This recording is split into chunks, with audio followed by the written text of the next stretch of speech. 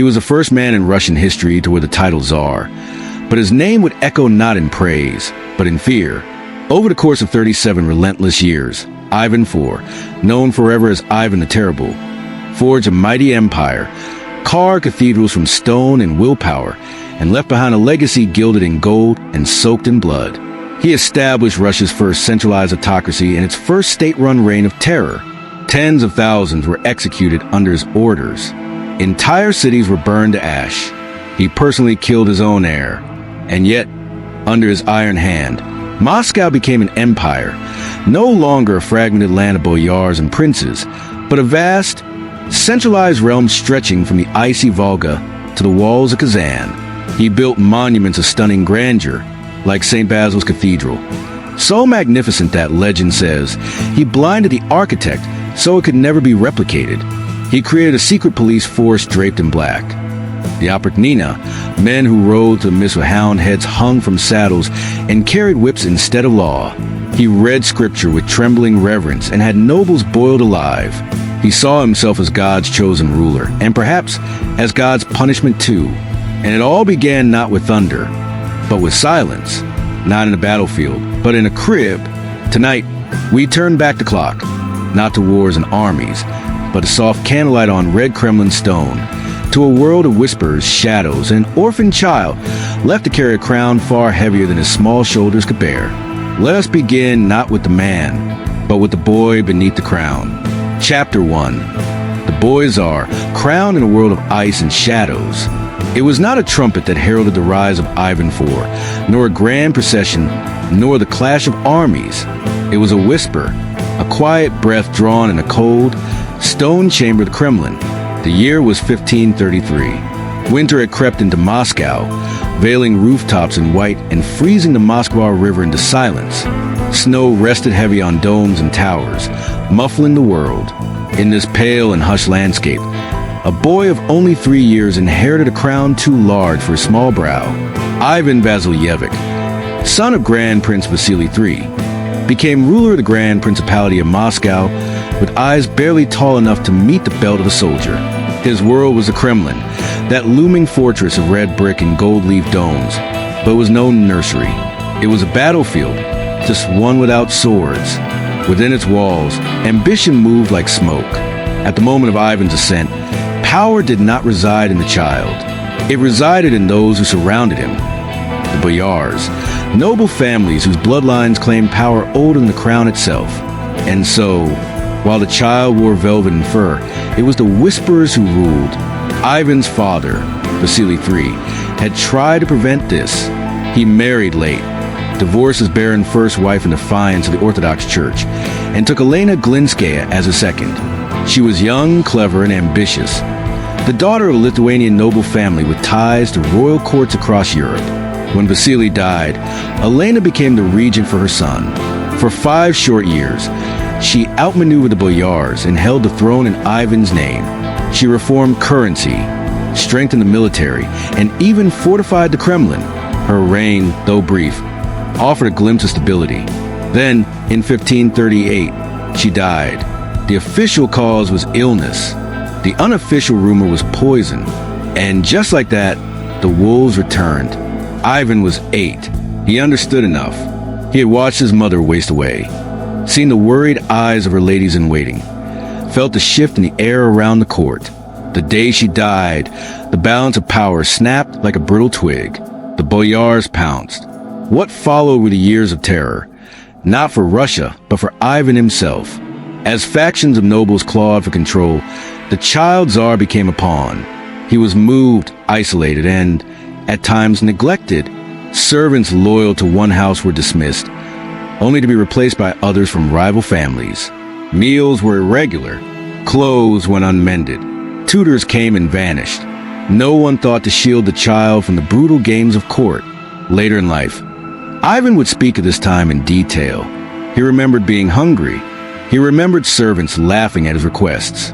He remembered animals starving in the royal kennels and being beaten for protesting. He remembered silence, not the peaceful kind, but the thick, suffocating kind that hangs over rooms like fog, the silence of people plotting just beyond hearing. And so he retreated inward, Books became his refuge. Theology, history, the lives of saints and emperors. He devoured all of it. The palace had no shortage of illuminated manuscripts, and Ivan, with his sharp memory and restless mind, studied them with growing obsession. He read of Byzantine emperors, Roman Caesars, and biblical kings. He read about divine right, justice, and vengeance. Among these texts, he found something more powerful than lineage, the idea that a ruler could be chosen by God, not by noble blood or popular acclaim. A ruler could stand alone, answerable only to the heavens. While the boyars bickered, the child watched. He memorized names, remembered slights.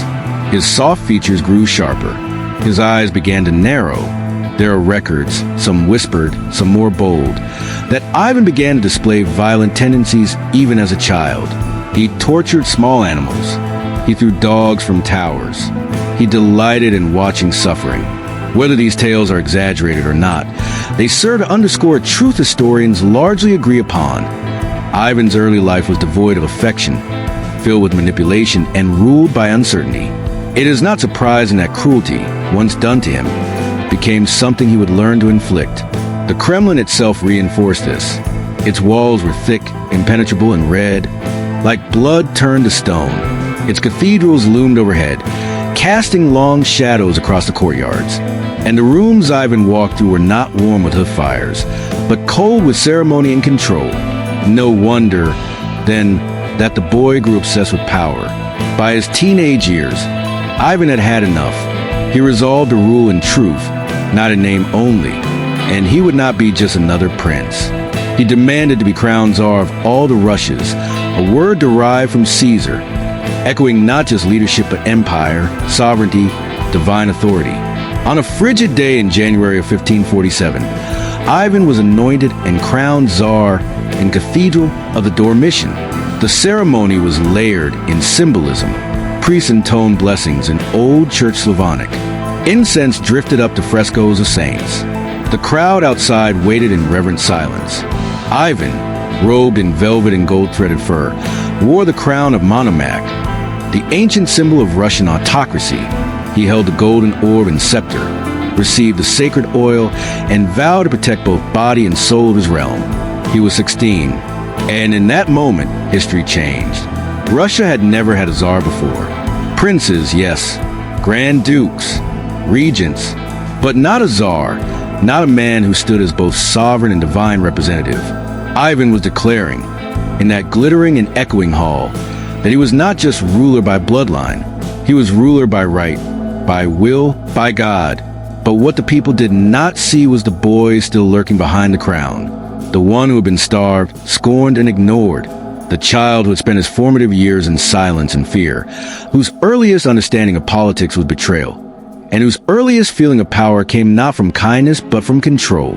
Ivan's coronation did not erase the past. It gave him the means to reshape it. And so, as snow settled gently on the walls of the Kremlin that January day, a new Russia began to stir, one that would rise in strength and collapse in terror, one where churches and prisons would grow side by side, one where glory would walk hand in hand with dread. And all of it began with a boy, standing alone beneath a crown too heavy for any child to bear. Let us now step further into those cold corridors, deeper into the shadows of the Kremlin, to see not only the way to power, but the poison that simmered around it. The Kremlin, in the years after Elena Glinskaya's death, was not a palace. It was a web, a snare of corridors where voices dropped to whispers, and shadows stretched longer than they should. The child Ivan, now without a mother and with no true protector, became the centerpiece of silent war. The war of the boyars. To outsiders, it seemed Moscow was stable. The rituals of governance continued. The churches held their services. The markets bustled, and snow continued to fall gently upon the stone rooftops. But within the Kremlin's thick red walls, another story played out. A darker one of rivalry, quiet assassinations, alliances made over bread and broken over wine. The boyars, ancient noble families whose ancestors had ruled and schemed long before Moscow became an empire, moved quickly after Elena's death. The Shuiskis and the Belskis, two dominant clans, vied most openly for control of the regency. These were not civil debates. They were maneuverings backed by threats, bribery, and occasionally blades. Ivan became a symbol, a token of legitimacy. Whoever claimed custody over the boy claimed a right to rule in his name. The Kremlin was no place for childhood. It became a core of plots. Servants were dismissed or reassigned, depending on shifting loyalties. Some disappeared altogether. The kitchens whispered of poisonings, and the halls carried rumors of suffocations in the night. Even priests were not exempt from the political tides. Each religious advisor brought to Ivan's side had been placed there by one faction or another. The cross on their chests did not always outweigh the ambitions in their hearts. In this world, nothing was stable. Today's protector could be tomorrow's traitor. And Ivan watched. He learned. He learned that loyalty was fluid, and that fear was a language more powerful than persuasion. He learned to smile politely at those who insulted him, knowing they might be gone by morning.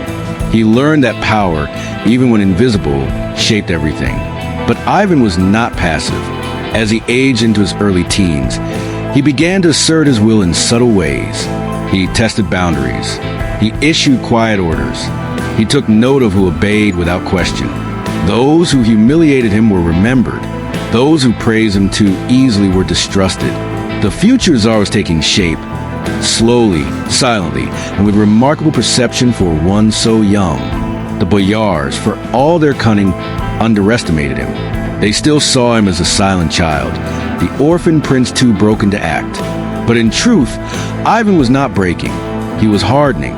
He began to form bonds, not with the noble families, but with outsiders, commoners, guards, minor clergy, those who had little power to threaten him, and thus nothing to gain from deception. He found more comfort among the lower ranks of the Kremlin than among its gilded elite. There are accounts of Ivan walking alone through the palace gardens, speaking not to generals or nobles, but to stable boys and cooks. He listened. He observed. These early moments would become the foundation of a central belief that would later shape his reign, that the nobility could not be trusted, and that true loyalty came only from those without power. The physical environment of the Kremlin reinforced this climate of fear. Its long, narrow corridors muffled sound. Its towers offered both sanctuary and surveillance. Behind every curtain, behind every carved door, there could be ears. Ivan grew up never knowing when he was alone. His words were measured, his expressions cautious. Even the architecture conspired with the politics. The stone arches that once symbolized sacred tradition now felt like cages. The golden domes above the churches gleamed in sunlight but cast shadows that fell over empty courtyards and echoing chapels. It was in this tense atmosphere that Ivan began to internalize the idea of autocracy. If so many could betray, then only one should rule. If councils bickered, then a single voice must command. Power should not be shared. It should be absolute, like the God he read about in Scripture, and the church supported this. The Orthodox clergy, many of whom were weary of boyar influence themselves, encouraged the image of the Tsar as God's chosen representative. The Tsar was not merely a king. He was sacred, anointed, set apart. This notion took root deep in Ivan's soul. He was not just a ruler. He was a divine instrument. To question him was to question divine will.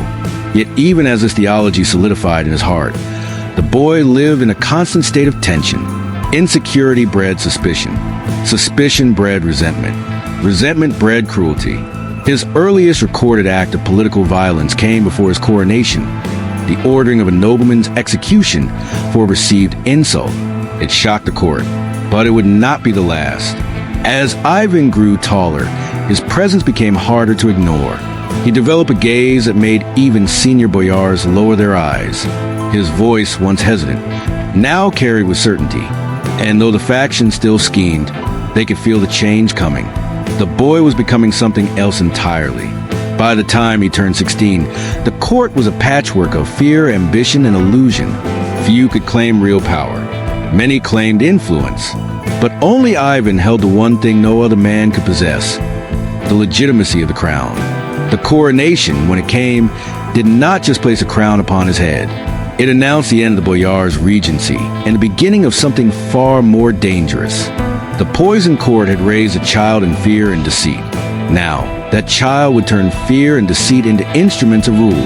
And so the Kremlin, once the site of Ivan's humiliation, became his fortress. The very corridors where he had once wandered in silence now echoed with his commands. The nobles who once dismissed him now bent their knees, and the shadows that once frightened him now served him.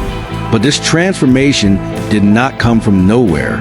It was forged in that poisoned court, in its lies, its betrayals, its cold, calculated rituals. The child who had been used became the ruler who would use. The Kremlin had tried to devour him. Instead, it had shaped him, and he would never forget it. Within the maze of stone towers, creaking staircases, and candlelit chapels of the Kremlin, the boy known as Ivan was alone, utterly, profoundly alone. Though surrounded by attendants, servants, guards, and priests, no one truly saw him. They saw a pawn, a prize, a means to influence, but not a boy who wept in silence, not a child who feared the night. Orphaned of love and stripped of safety, Ivan began to construct a world within himself, a sanctuary built not of walls or banners, but of thought. He learned early that the outside world could not be trusted. The boyars lied with polished smiles. Servants whispered as he passed. Every word carried weight. Every gesture was a calculation. To survive, he had to think. And to lead one day, he had to understand the soul of power. Books were his escape. Not fairy tales, but doctrine. Not play, but prophecy. By torchlight, he read ancient history, scriptures, and political treatises. Greek, Latin, Slavonic. He memorized entire passages of holy texts and royal decrees. He studied the reigns of emperors and popes, analyzed the downfall of dynasties, and drew lessons from lives that had long turned to dust. He became, in many ways, a scholar in a court of warriors. But his reading did not offer comfort. It offered validation. The world, as he encountered it through books, was treacherous, flawed, and violent. The rulers who succeeded were not the kindest, but the most cunning. The prophets were not embraced, but exiled.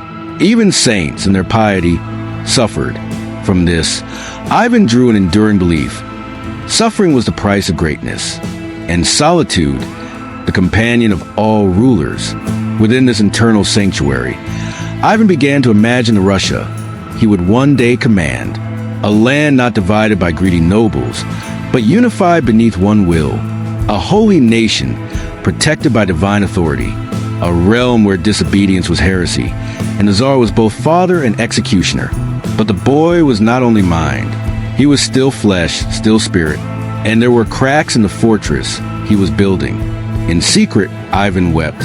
Records suggest periods of melancholy, perhaps even the first signs of mental instability. He would retreat into chapels alone, kneel for hours before icons, and whisper prayers no one could hear. Some claimed they saw him talk to the saints. Others said he talked to himself. He clung to religion like a rope above an abyss.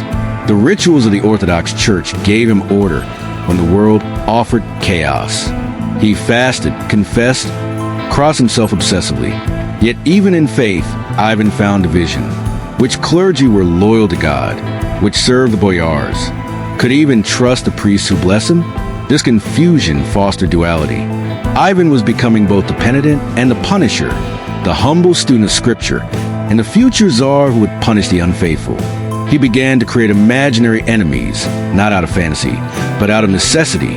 It was easier to believe there were conspiracies than to accept the randomness of cruelty. If someone betrayed him, it was not a flaw in the world.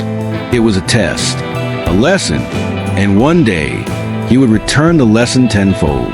His inner world was filled with visions, not of joy, but of vengeance and glory.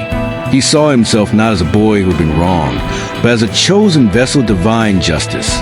The more he suffered, the more he believed he was meant to lead. The more he was ignored, the more he imagined his voice booming across the nation. He wrote letters, even as a child, that reveal a startling grasp of politics and theology. In them, he reflects on morality, governance, and punishment. He speaks of rulers as shepherds, of boyars as wolves, of the people as a flock needing both guidance and the rod. These were not the writings of a gentle soul. They were the blueprints of an autocrat. Yet, in quiet moments, there are glimpses of a more human Ivan. He cared for animals, especially birds. He loved music, the chanting of monks, the slow toll of bells. There's even evidence he wrote poetry, dark, symbolic verses about sin, power, and death. These contradictions defined his inner world: a hunger for love, smothered by distrust; a yearning for justice, corrupted by pain; a brilliant mind, warped by early trauma. As he approached adolescence, this inner world became less refuge and more rulebook. Ivan no longer simply hid in it. He drew from it. He judged others through the lens of it. The boy who watched silently was becoming the man who would command, punish, and decree. In his most private thoughts, he likely believed he was doing God's work, not just ruling, but purifying, not just surviving, but fulfilling prophecy. This belief would follow him to the throne. It would shape how he responded to betrayal. It would define his justice, his cruelty, his vision. And it was born not in the council chambers or on the battlefield, but in the quiet corners of the Kremlin, beneath stained glass windows, beside flickering candles, with snow pressing softly against stone. The orphan prince had forged within himself a kingdom of thought and fire. Soon, that kingdom would stretch across Russia. Before a crown was firmly fixed on his head, before the title of Tsar resounded from the golden domes of Moscow, Ivan spilled blood, not in battle, not in defense of homeland or throne, but in anger, in impulse, in something deeper and darker than royal duty. The boy had endured years of silence, of calculated neglect and whispered contempt. But the silence, at last, gave way to noise, a brutal, unforgettable noise. The stories of Ivan's first act of cruelty vary, but all share a common thread, a breaking point. One account speaks of Ivan, barely 13, ordering the mauling of a boyar's son by dogs.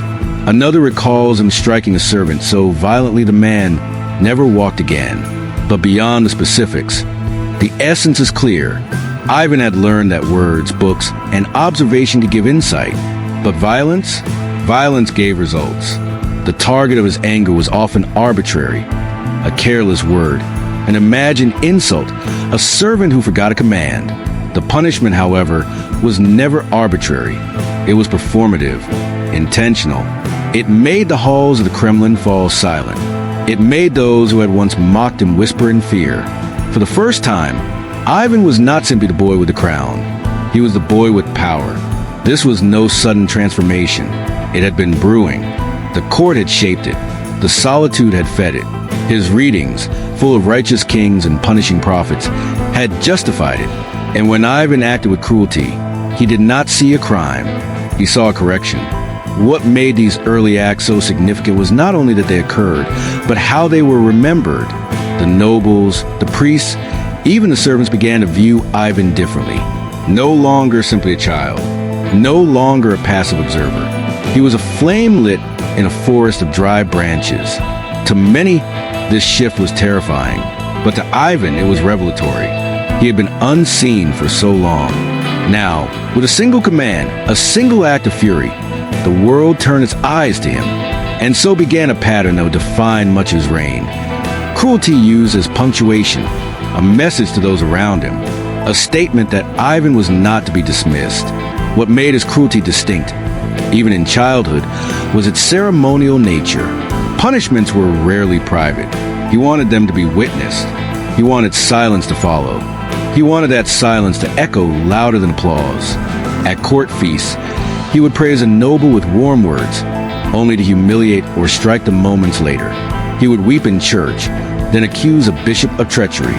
The line between reverence and rage grew thinner. With each passing year, animals, too, were frequent victims. Reports, some contemporary and some likely embellished, tell of Ivan tormenting birds, mutilating small creatures, and laughing while doing so. These acts were not hidden. They were part of his theater, part of his warning. There is something haunting in these accounts, something profoundly sad, not simply because of the pain inflicted, but because of the pattern it reveals. A child who had been powerless, desperately claiming control by becoming what he most feared. In one particularly chilling episode, Ivan is said to have summoned a servant he accused of theft. The man, old and trembling, begged forgiveness. Ivan offered a smile, then calmly ordered his execution. The guards hesitated. Ivan, not raising his voice, asked again, and they obeyed. This calmness became a signature of Ivan's violence. He did not need to scream. He needed only to speak. And the weight of his words, sharpened by the fear he cultivated, would cut deeper than any blade. Why did this happen so early? Why did the boy who read saints' lives also drown kittens? The answer lies in the deep fracture between the world Ivan studied and the world he lived in. His books taught him about righteous kings and divine justice. His life taught him that people lie, betray, and forget the weak. His mind reconciled this by concluding that righteousness must be enforced. That order must come with pain. He did not see violence as evil. He saw it as a language, a pure, uncorrupted form of expression. Words could be twisted, loyalty could be faked, but pain was honest, and fear never lied. These first cruelties were not yet systemic. They were not policies. They were expressions. But even then, they hinted at the storm to come. Those around him learned quickly. To praise him too much was suspicious. To criticize was dangerous. To remain neutral was safest. But even that was not without risk. Ivan kept a ledger, if not on paper, then in memory. Every slight, every kindness, every turn of a head or tremble of a voice. It is said he would look at men in silence, then say softly, "I remember you." This is where Ivan's cruelty began to mature. It became not just a reaction, but a tool, a test, a way to measure who feared him properly and who did not. And with each successful act of punishment, his sense of divine purpose deepened. He did not lash out in guilt. He lashed out in righteousness.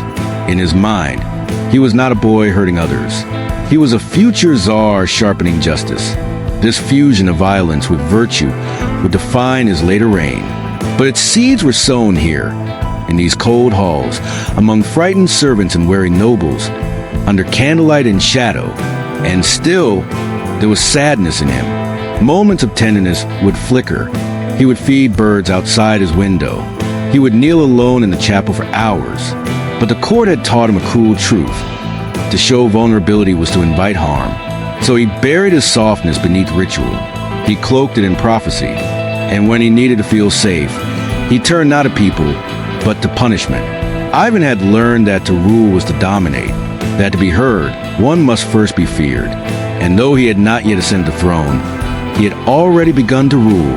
The first blood had been spilled, the first lesson taught, and the silence that followed was not peace. It was submission. The cathedral was cold that morning, though dozens of candles burned and incense hung heavy in the air. Outside, snow fell steadily over Moscow. The cobblestones of Red Square were slick and white, muffling the steps of the clergy and soldiers who prepared for ceremony. It was January 16th, 1547. Ivan Vasilyevic was just 16 years old, but already he had witnessed more betrayal than most men twice his age. And today, he would crown himself Tsar, not Grand Prince. That title, though noble, was no longer enough. Grand princes were surrounded by councils, advised by boyars, and hemmed in by tradition. Ivan would be more. He would become Tsar, a title drawn from Caesar, echoing imperial Rome and invoking divine authority. It would be more than a name. It would be a transformation. The Cathedral of the Dormition in the heart of the Kremlin was chosen for the ceremony. It was the sacred heart of Russia's coronations, the site where all Muscovite rulers had been blessed. But never like this, never with such ambition, never with such solemn grandeur. As Ivan entered, clad in robes of velvet and fur, all eyes turned. He wore the golden Monomach's cap, ancient, bejeweled, and passed down for generations. In his hands he carried the scepter and orb, symbols of temporal power and spiritual duty. Around him stood priests in gold-threaded vestments, chanting softly in Old Church Slavonic.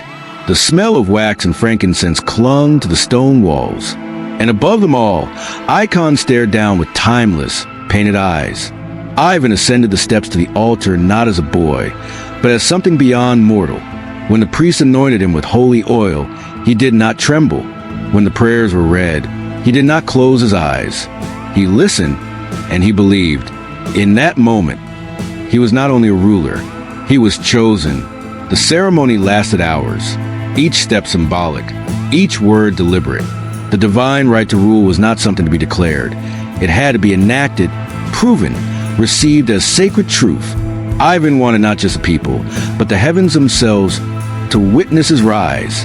And outside, the city watched. Crowds gathered beyond cathedral, huddled in fur cloaks and sheepskin boots, squinting through falling snow to catch glimpses of processions and bells. They did not yet know what kind of Tsar Ivan would become. Many still remembered him as the orphan prince. Others feared the stories of his temper, but most were simply curious. This was new. This was history. When Ivan emerged, crowned and anointed, the bells of Moscow rang out in thunderous chorus. The sound shook pigeons from rooftops and echoed down frozen alleys. The city seemed to breathe in unison, as if exhaling centuries of fragmented rule. Ivan did not smile. He looked out over the people, his court, and the towers of his Kremlin, and he saw a kingdom waiting to be shaped. His face was solemn, his hand steady. Behind him, the boyars bowed. Before him, Russia opened like a blank page. From the outside, it was a holy day, a celebration. But within Ivan, something more profound was taking root. He believed deeply that his authority came from God, not merely endorsed by the church, but preordained. And with this belief came certainty. Certainty that his word was law, that disobedience was sin, that he alone could protect the realm. This was not arrogance. It was conviction, a conviction shaped by loneliness, trauma, and scripture. As the celebrations ended and the feast began, Ivan remained focused. He knew this was not the end of the journey, but its beginning. The boyars still circled him like wolves, some bowing out of fear, others out of habit. But now, he could command without permission, and he would.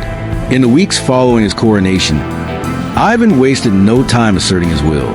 He reorganized the royal council, appointing loyal clerics and advisors who owed their position to him alone. He announced reforms to the justice system and promised to root out corruption. The court murmured. Some were impressed, others were afraid. All were watching. But beneath these political gestures lay something deeper. Ivan was setting the foundation for autocracy. The coronation had not merely legitimized his rule, it had redefined it. He was no longer the boy prince at the mercy of noble factions. He was the embodiment of Russia's future. He began using the titles are not only in formal addresses, but in letters, edicts, and signatures. The word itself carried weight. It suggested empire, divinity, and singular authority. For Ivan, it became more than a title.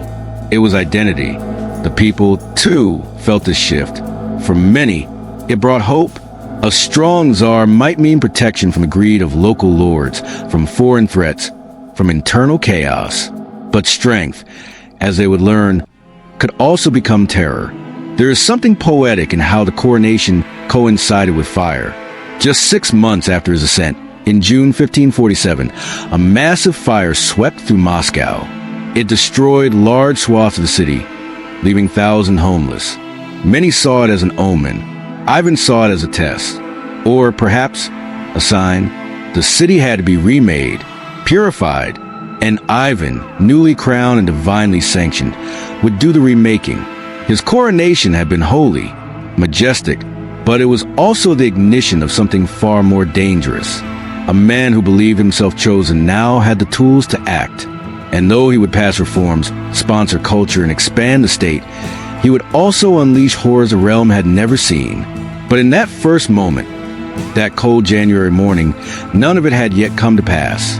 The blood was still in the future. The betrayals had yet to bloom.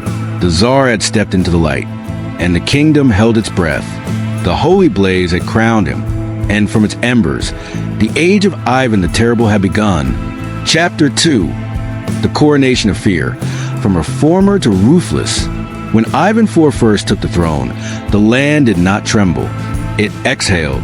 For a moment, brief and shimmering, hope glimmered across the snow-laden plains of Russia. The Tsar, still a boy by many measures, had spoken not of conquest or vengeance, but of justice, of order, of healing. After generations of internecine strife and boyar manipulation, the promise of a strong, central authority inspired something that Russia had rarely known: optimism. In the early years of his reign, Ivan did not rule alone. He gathered around him a council, the chosen council, as it came to be called, comprised of thoughtful clerics, boyars of moderate ambition, and reform-minded administrators, men like Metropolitan Macarius, whose deep religiosity and political acuity guided Ivan's early sense of divine kingship, or Alexei Adashev, whose discipline and honesty made him a model bureaucrat. These were not flatterers, but thinkers, and Ivan, for a time, listened together. They began to reshape the fragile foundations of the Russian state. The judiciary was the first to feel the Tsar's touch. For centuries, justice had been uneven, bought, bartered, or bludgeoned into silence by powerful landowners. Ivan's reforms sought to standardize law, to make courts less beholden to the whims of nobility. Sudebniks, or law codes, were revised. Judges were held to stricter conduct. New avenues were created for peasants to petition the court without noble interference. It was not perfect, nor entirely free of corruption, but it was a step. And in the corridors of monasteries and in the humble gatherings of village elders, there was talk of fairness. Ivan also turned his eye toward military reform. The realm was vast, but its armies were fragmented.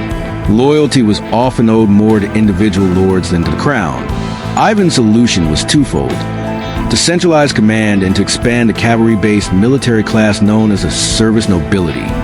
These warriors would be granted land not by blood right, but in exchange for lifelong military service to the Tsar. It was a reshaping of loyalty, from local to national, from boyar to sovereign. This also laid the groundwork for a state that could, in time, be meritocratic. A state where a man might rise not because of birth, but because of devotion to the ruler. It was a radical idea, hidden within the rigid architecture of medieval hierarchy. The reforms extended to trade and administration. Ivan encouraged the growth of towns and attempted to reduce the arbitrary taxes that stifled artisans and merchants. He ordered the construction of roads, the regulation of weights and measures, and the codification of toll collection to prevent abuse. Moscow, under his guidance, grew into a center of commerce as well as power. Culture, too, blossomed. Ivan sponsored the first Russian printing press, and in 1564, the first Russian printed book appeared, an ornate psalter, lovingly typeset and richly adorned. The Tsar, ever the scholar in private, understood the weight of books. Ideas, once fixed in ink, could outlive rulers, could shape nations. During this time, he also supported church councils that attempted to curb clerical corruption and refocus monastic wealth toward charity. The Orthodox Church, often resistant to reform, found in Ivan a ruler who could articulate both tradition and transformation. These early reforms were not merely policy. They were vision. For the first time in centuries, the idea of a unified, functioning Russian state seemed attainable. And yet, the shadows did not leave Ivan. He governed with intensity, but also with unease. Behind every law was a fear of betrayal. Behind every counsel, a flicker of suspicion. The trauma of his youth did not dissolve with power. It matured with it. He wrote letters full of spiritual longing and apocalyptic warning. He fasted obsessively, then indulged in lavish feasts. He sought moral clarity, but punished doubt. The people praised his reforms, but they did so cautiously, as if speaking too loudly might summon his wrath. Still, for several golden years, Russia breathed.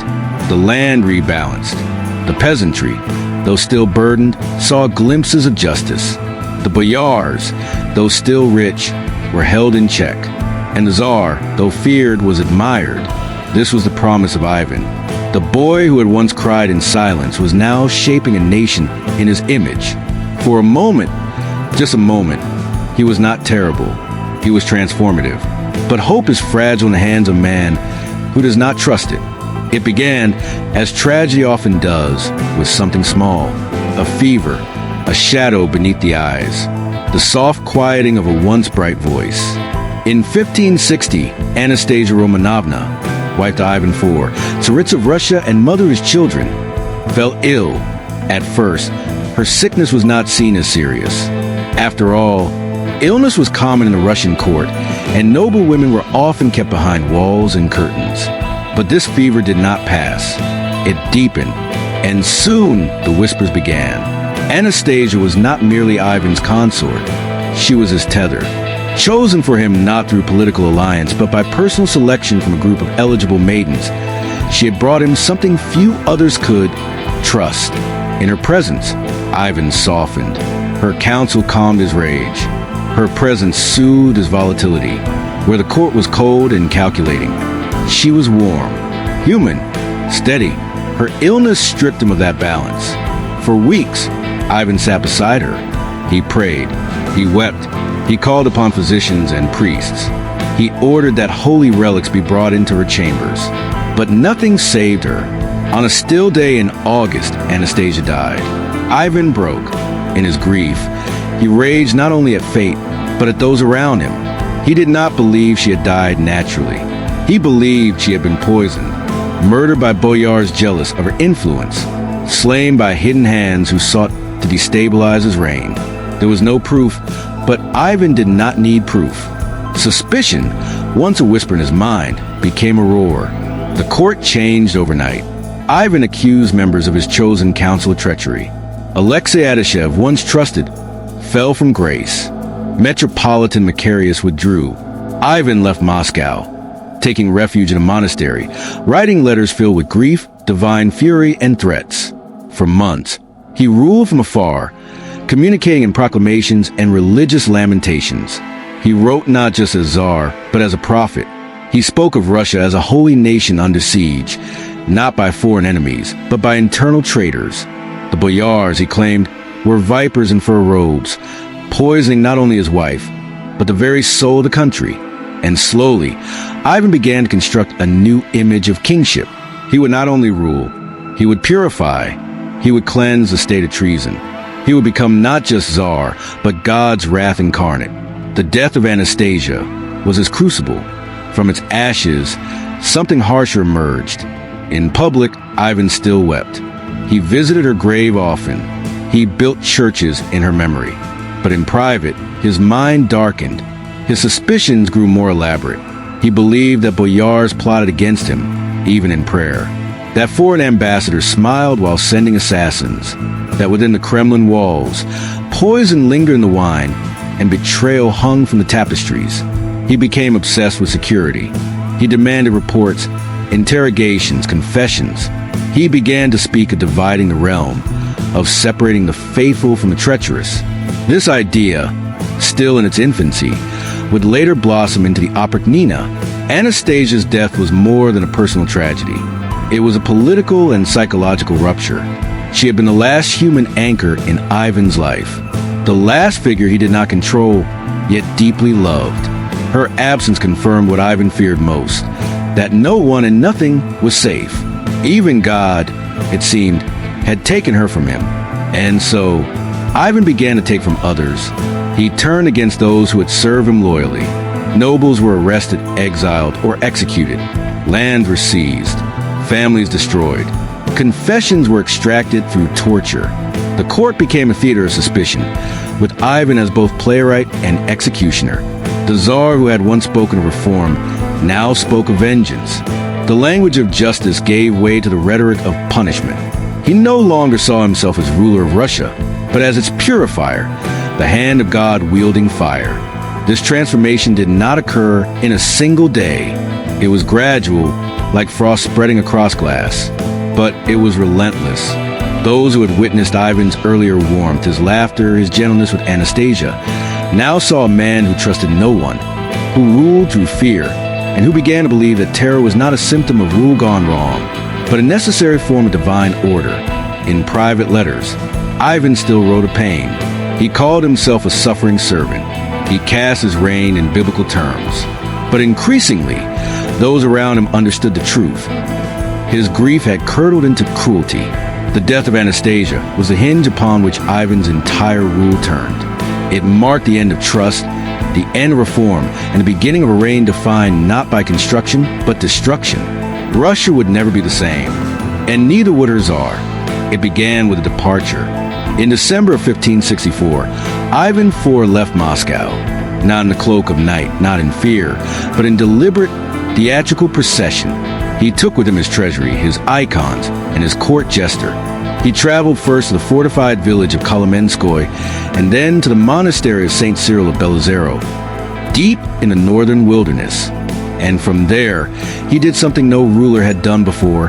He abdicated. He wrote to the people of Moscow, to the clergy, and to nobility. In his letter, he claimed that he could no longer bear to rule a nation riddled with treachery. He accused the boyars of conspiracy, the clergy of weakness, and the merchants of greed. He declared that he would no longer serve a country that disrespected the divine crown. Moscow panicked. The very idea of a Russia without its Tsar sent tremors through the people. Nobles feared chaos. Church leaders feared damnation. The common folk feared invasion, famine, and lawlessness. The capital begged him to return, and return he did, but not without condition. Ivan demanded absolute power over a new and separate portion of the realm, one where he could rule as he saw fit, unbound by tradition, law, or the voices of the council.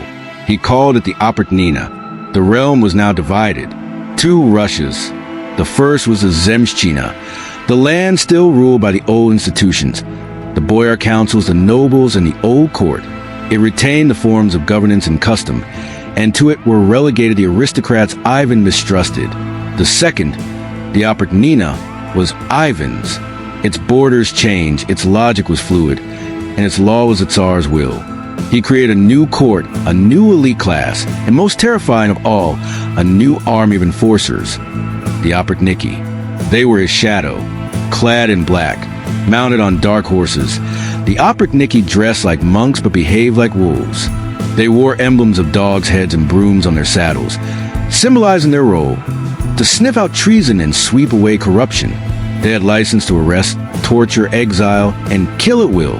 They operated outside the law, but they were not servants of law, but the Tsar's wrath. Their arrival in any town was a sign of doom. Entire villages were burned, their inhabitants slaughtered on suspicion of disloyalty. Nobles were dragged from estates, interrogated, and executed, their land seized and redistributed. In some cases, punishment came not for crimes, but for imagined slights, a whispered complaint, a cousin's correspondence, an old allegiance. Ivan watched it all. He attended executions. He spoke sermons to the Oprichniki, painting their violence as holy work. He saw them not as butchers, but as angels of fire. They purified the land. They tore out the rot. They made Russia safe. To justify this, Ivan cloaked the Oprichnina in religious language. His letter spoke of Russia as a body infected with sin. The boyars were the cancer, he the surgeon, the Oprichniki his blade, and the people, terrified and awed, allowed it. At first, the Oprichnina had form, a list of cities under its jurisdiction, a formal staff, a court, but over time, it became more fluid, more unpredictable. Towns shifted in and out of the Oprichnina's grasp. Laws changed without warning. Ivan's moods, increasingly unstable, dictated policy. Those closest to him suffered most. He purged former allies, even those who had supported the creation of the Oprichnina. Loyalty, once broken, could not be mended. Ivan ruled as if time did not exist.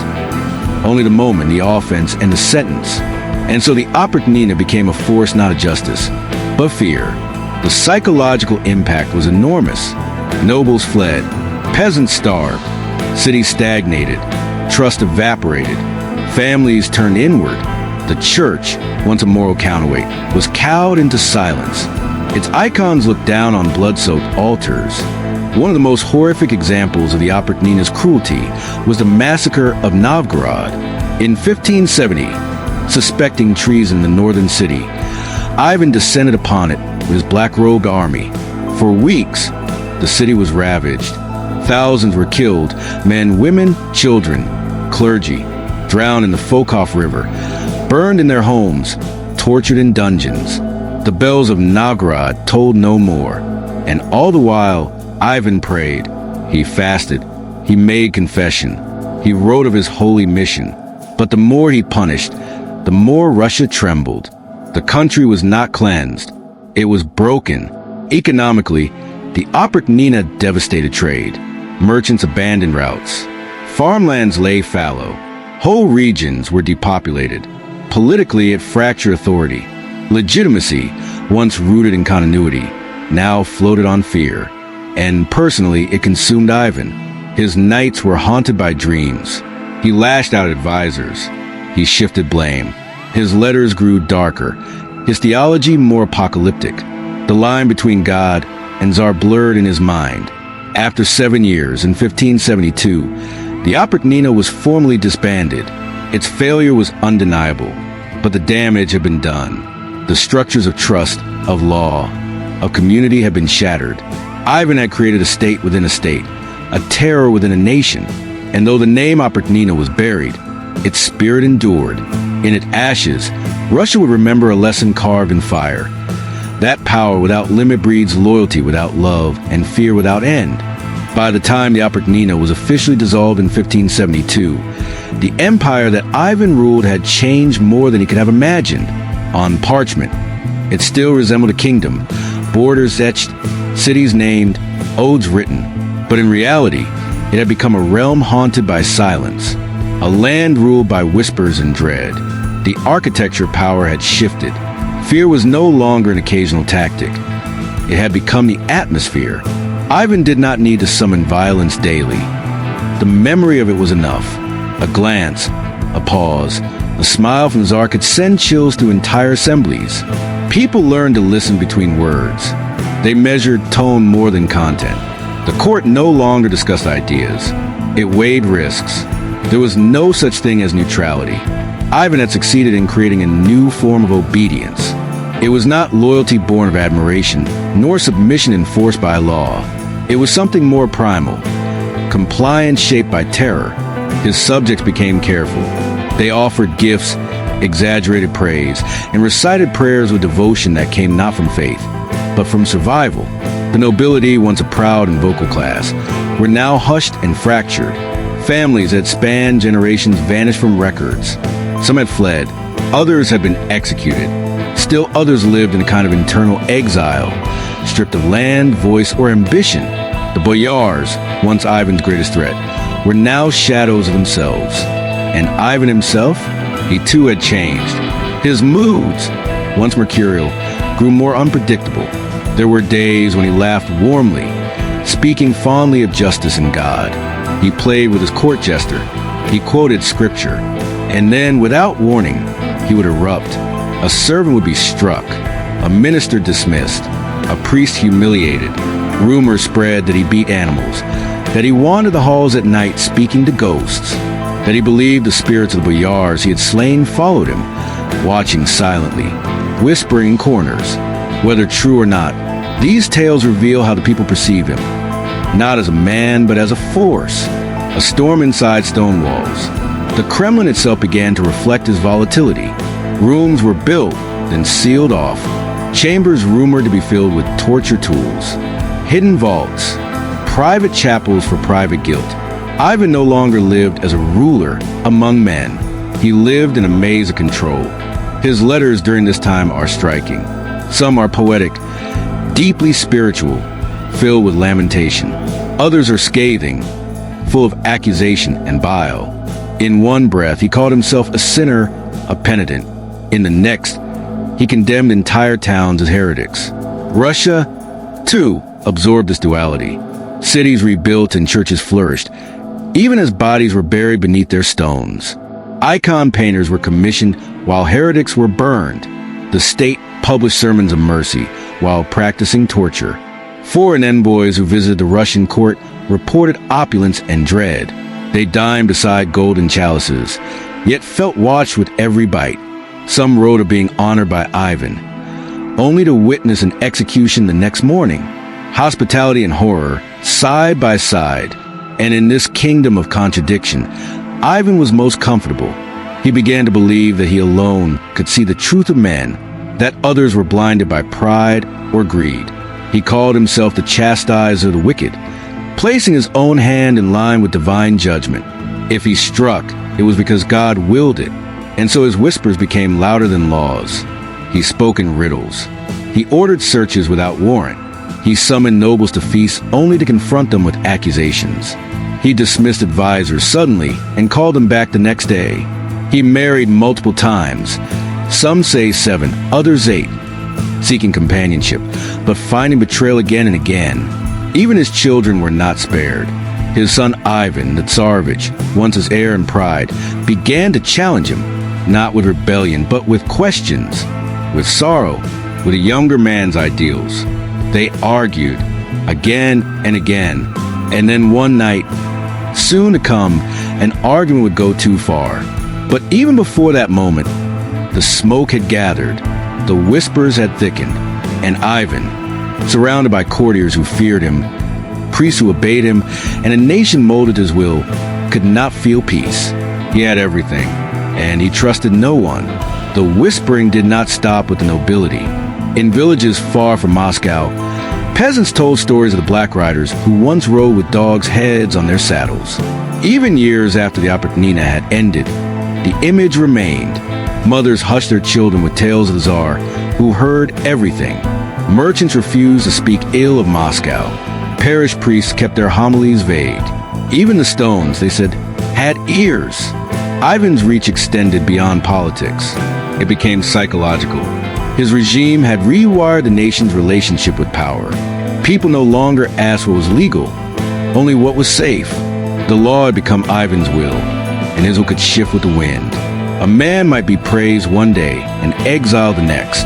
A city might receive blessings in the morning and see its leaders arrested by nightfall. In this fog of unpredictability, the only constant was the fear itself. Art began to reflect this darkness. Religious icons took on more severe tones. Literature from the period, where it survives, often walks a tightrope of praise and paranoia. Chronicles record events but avoid conclusions. Even architecture became defensive. Monasteries were fortified. Estates enclosed themselves. The Russian soul had grown cautious. And yet, paradoxically, Ivan saw himself as enlightened. He believed that his purges preserved the state, that his cruelty had spared Russia from corruption, that in terror, he had forged unity. Some historians argue that his terror did, in fact, centralize power, that he laid the groundwork for the future Tsardom, but the cost was immense. Cultural life withered, innovation slowed, trade faltered, trust collapsed, and through it all, Ivan remained locked within his Kremlin fortress, surrounded by yes-men and ghosts. At times, he expressed regret. He would weep openly during church services. He would kiss icons with trembling hands. He would write letters to foreign rulers asking for theological counsel. He was a man torn between guilt and godhood. But remorse never stopped the machinery of suspicion he had built. This reign of smoke and whispers did not die with the Oprichnina. It lived on. It became part of Russia's political inheritance. Tsars after him would borrow its methods. Its echo would be heard centuries later in the dark alleys of other secret polices, in other towers, with other names. And through it all, one truth remained. Ivan the Terrible had built a kingdom of silence, a kingdom where words could kill, and where the loudest voice was often the one that said nothing at all. In the winter of 1570, a cold unlike any before descended upon Russia's northern city of Novgorod. But the chill that gripped its streets and cloisters was not born of snow or wind. It was born of dread. For word had spread, the Tsar was coming. Ivan IV, already feared across the land, had become convinced that Novgorod was in secret rebellion. Whispers of treachery, carried by spies and amplified by paranoia, had taken root in his mind. The city's loyalty, he believed, had shifted toward Lithuania, and for that, it would pay. The journey from Moscow to Novgorod was long, treacherous in winter, but Ivan did not ride alone. With him came hundreds of Oprichniki, the black-robed agents of terror. Behind them followed carts of weapons, instruments of torture, shackles, and firewood. The Tsar had not come to speak. He had come to cleanse. Novgorod, once a proud city with a long tradition of self-governance and a rich religious heritage, stood no chance. As the Tsar approached, its bells tolled in welcome, but they were funeral bells, and the citizens did not yet know it. Upon entering the city, Ivan took residence in a monastery. From this holy place, he directed acts of unholy horror. Daily nobles, merchants, monks, and peasants were summoned. They were questioned, accused, stripped, and beaten. Some were tortured publicly. Others were marched to the frozen Fokhof River, tied to logs or sleds, and drowned beneath ice while priests stood mutely by. Whole families were eradicated, entire streets emptied. The stench of smoke and blood hung in the air as Ivan's men pillaged churches, violated sacred relics, and carried away icons and gold. Even the Archbishop of Novgorod, a symbol of spiritual authority, was not spared humiliation. He was beaten, starved, and paraded through the streets like a criminal. The massacres continued for 5 weeks. Each day, fires burned. Each night, screams echoed. The snow turned red, and the ground became a burial shroud. Those who survived spoke of pits filled with bodies, of children thrown from walls, of mothers who clutched their infants until both froze together. Ivan did not tire. He did not hesitate, and he did not offer pardon. He believed with absolute certainty that he was purging treason, that God had chosen him to punish Novgorod for its sins. Historians estimate that between 3,000 and 60,000 people perished in what came to be known as the Massacre of Novgorod. The truth is lost, as records were destroyed and survivors silenced. But the trauma endured. The city never recovered. Its influence declined. Its merchant class was shattered. Its population hollowed. Once a beacon of Russian independence and culture, Novgorod became a warning, a whispered cautionary tale. Ivan, for his part, left the city not with regret, but with trophies. He returned to Moscow with spoils and prisoners, with wealth and relics. In his eyes, he had saved Russia from betrayal. In private, he prayed. In public, he laughed. He commissioned new icons, thanking saints for their protection. He wrote sermons condemning disloyalty. He insisted that his actions had been necessary, holy, just, but even his allies were shaken. Foreign dignitaries expressed horror. His own court fell further into silence. The Orthodox Church, cowed by fear, said little. And the people, they watched, they learned. They learned that mercy could not be expected, that no rank, no robe, no loyalty could shield one from wrath. They learned that the Tsar was not merely ruler, but judge, jury, and executioner. The massacre of Novgorod was not just an atrocity. It was a message. It said, nowhere is safe. It said, the Tsar sees all. It said, obedience is life. But beneath this message lay another, more haunting truth, that Ivan himself had become trapped by fear, by grief, by power. The violence he unleashed had created a world he could no longer leave. He had silenced his enemies, but he had also silenced the joy of his court, the culture of his nation, and the peace of his own heart. In the frozen ruins of Novgorod, Ivan the Terrible found not only vengeance, he found reflection.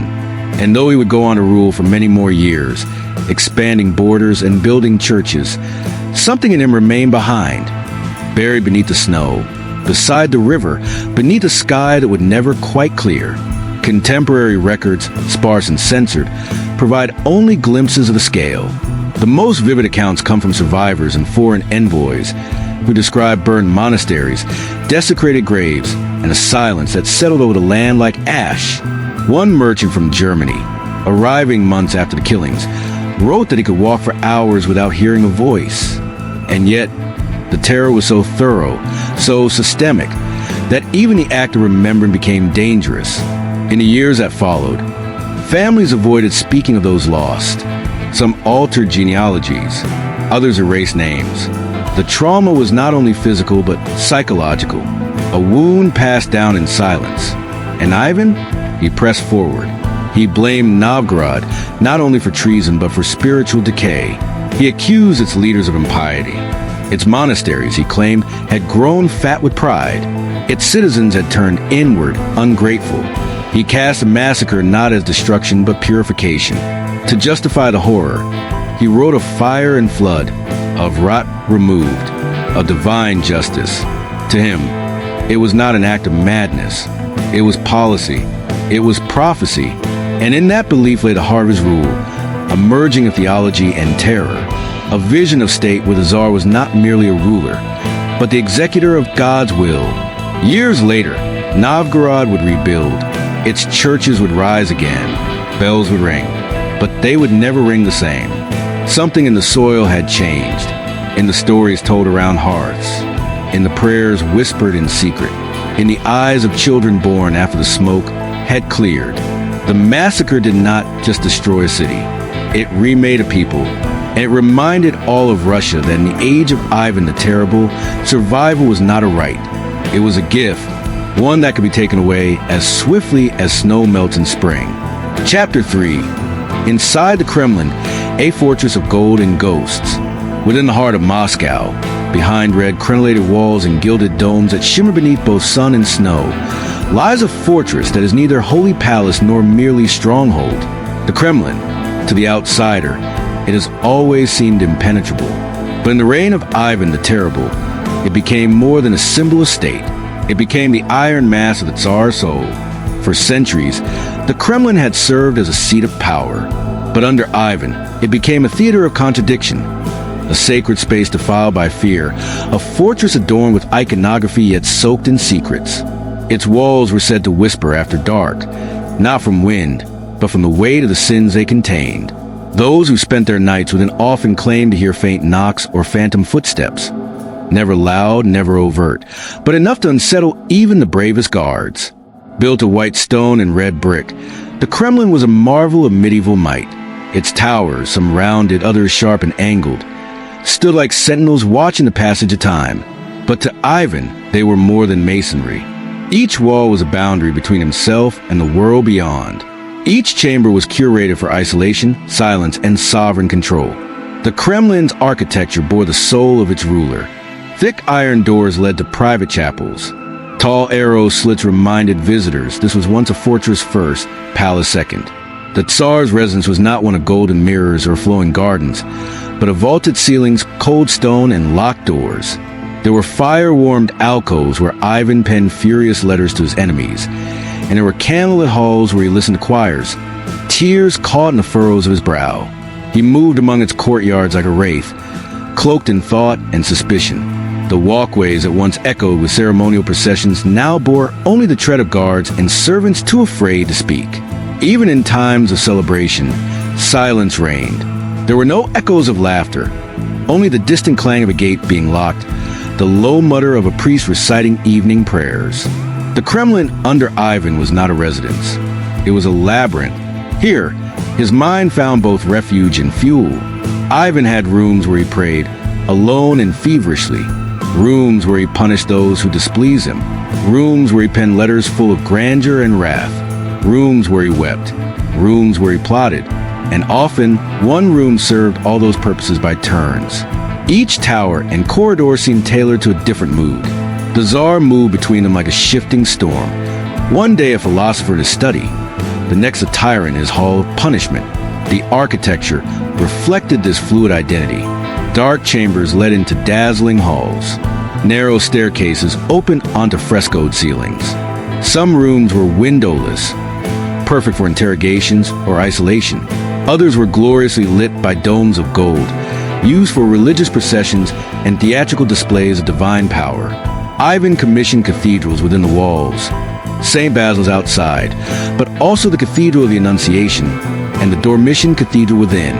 These sacred spaces rang with chants and bells, yet their sanctity could not dispel the lingering dread. Even priests whispered of apparitions, of cold spots where no fire warmed.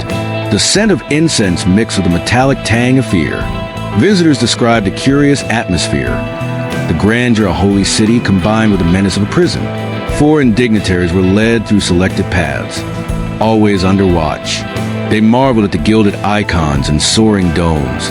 But behind their host smiles, they sensed something hollow. One English envoy noted that while the Kremlin gleamed with celestial beauty, its corridors felt like the breath of a tomb. And yet, within this labyrinth, Ivan felt safe. Or safer, at least. He trusted no city, no army, no council more than these walls.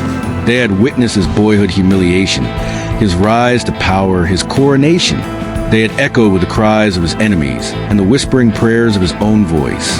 In time, they came to know him better than any living soul. Even his family feared the Kremlin. His wives found little joy in its halls. His children grew up surrounded by guards, behind iron-grated windows, within routines that bred paranoia. Rumors swirled that Ivan's own sons were watched as if they might become conspirators, not heirs. And as Ivan aged, he further retreated, He built hidden passageways, underground chambers, secret stairwells that allowed him to move unseen. He would vanish from one wing and appear in another. Sometimes not even his advisors knew where he slept. Servants told tales of hearing doors open when no one stood there, of trays of food delivered to rooms believed empty. He became, in many ways, a ghost within his own palace. But the Kremlin remembered. Its stones darkened from candle smoke. Its walls bore scratches where prisoners had been dragged. Its tiles cracked from cold winds. But it stood. It endures even now, bearing the memory of a man who made it both throne and tomb. At night, beneath the cold stars of Moscow, the Kremlin breathed Ivan's name. It became a symbol not only of power but of possession, a place he ruled, yes, but also a place that ruled him. The deeper into its corridors he went, the further into himself he fell. The Kremlin, under Ivan the Terrible, was not only the seat of a state, it was a reflection of an inner empire, magnificent, wholly paranoid and grieving, a living monument to a ruler who sought to make his fears into walls and his visions into towers. Step beyond the echoing interior corridors of the Kremlin, and one finds a place where spiritual transcendence once seemed possible, a cathedral square encircled by onion domes, golden crosses, and holy silence. Yet during Ivan the Terrible's reign, these squares did not simply host religious ceremonies. They were stages upon which fear and faith were braided together, liturgy and loyalty tested by the chilling breath of suspicion. At the heart of the Kremlin lies Cathedral Square, a vast stone courtyard surrounded by four of Russia's most sacred buildings: the Dormition Cathedral, the Archangel Cathedral, the Annunciation Cathedral, and the Ivan the Great Bell Tower. These were more than places of worship. Under Ivan, they became sanctuaries of grandeur and sorrow, meant to reinforce divine order while silently mourning the cost of enforcing it. The Dormition Cathedral, where Ivan was crowned Tsar in 1547, was built to echo Byzantine glory. Its thick white walls and 5 golden domes reached into the sky as if grasping a heaven. On its ancient tiles, Ivan prostrated himself before the altar, not merely as monarch, but as God's anointed sovereign of all Rus. Yet behind his sacred role loomed a darker presence. He believed deeply and unshakably that he was chosen not only to rule, but to punish. Masses in these cathedrals were often shrouded in smoke from incense and the hushed murmurs of the Tsar's guards. Ivan would attend with theatrical solemnity, his long beard streaked with gray, his robes black or blood red. At times, he wept aloud during services. At others, he remained motionless, watching the clergy with eyes that seemed to scan for heresy rather than hope. Even the choirs faltered in his presence. The Annunciation Cathedral was more personal. It served as the family chapel. Here, Ivan buried 2 of his wives and baptized his children. Its golden iconostasis glittered in candlelight, each saint's gaze seeming to shift with the breeze. But peace eluded Ivan even here. He would often arrive alone at night, whispering prayers, requesting forgiveness for sins unnamed. One monk recorded that the Tsar once remained kneeling for hours, not rising even as blood seeped from his knees. Then there was the Archangel Cathedral, the burial place of the Tsars. Within its marble crypts lay the bones of rulers past, including Ivan's father, Grand Prince Vasily III. Ivan often visited this place of ghosts. Some said he spoke aloud to the dead. Others whispered that he came seeking guidance, or perhaps confession. One chronicler claimed Ivan once stood before the tomb of his father and cried, "You left me too soon and too small." The square itself, paved with worn stones and open to the vast sky, saw not only worship but spectacle. Ivan would summon the boyars here, demanding pledges of loyalty beneath the watchful domes. Ceremonial processions were grand and unnerving. Priests in golden robes, smoke rising from censers, banners bearing both crosses and the double-headed eagle. But as the years wore on and Ivan's paranoia deepened, the pageantry became a theater of fear. Men bowed not out of reverence, but because they had seen what happened to those who did not. Ivan would arrive at ceremonies late, flanked by black-clad Oprichnina, their hoods shadowing unsmiling faces. Even the bishops flinched. And then there was the bell tower. The Ivan the Great Bell Tower, named for a Tsar but built by others, rose like a spine toward heaven. From its summit, one could see all of Moscow. Ivan climbed it rarely, but sent messages often to its bell ringers. The great bell tolled to mark not only holy days, but executions, judgments, and the silent mourning of unknown crimes. Its peals became omens. The acoustics of Cathedral Complex were eerie. Whispers carried between stone facades. Footsteps echoed at strange volumes. Birds seemed to avoid the square altogether. Some believed the square was cursed. Others that it had become a battleground of unseen spirits. Ivan's enemies disappeared without trial. Sometimes they were seen entering the cathedral gates, never to emerge. It was said that the square could swallow men whole. Even those who maintained the grounds did so in hushed tones, moving quickly, eyes averted from windows where the Tsar might be watching. And yet, for all the fear, these squares remained sacred. The people continued to gather on feast days. Old women crossed themselves before the icons. Children tossed coins into the snow outside the chapels. In whispers, the faithful prayed that one day peace would return. Ivan himself seemed divided here, part pilgrim, part predator. One week he would light candles for the dead. The next, he would order new dungeons built beneath the complex. It is said that after massacring Novgorod, he returned to the Dormition Cathedral and laid prostrate for a full night, muttering the names of fallen. In the Kremlin's cathedral squares, heaven and earth collided. The space between altar and throne narrowed to a breath. And in that breath lived contradiction.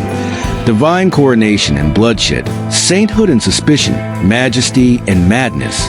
Even today, these cathedrals remain. Tourists walk where Oprichnina once rode. Choirs now sing for cameras. But something lingers in the stone. Something too quiet for language, too heavy for song. Something of Ivan. To walk through the royal chambers of Ivan the Terrible's Kremlin was not merely to trace the footsteps of a ruler. It was to navigate the fractured psyche of a man who believed himself both protector and punisher of Russia.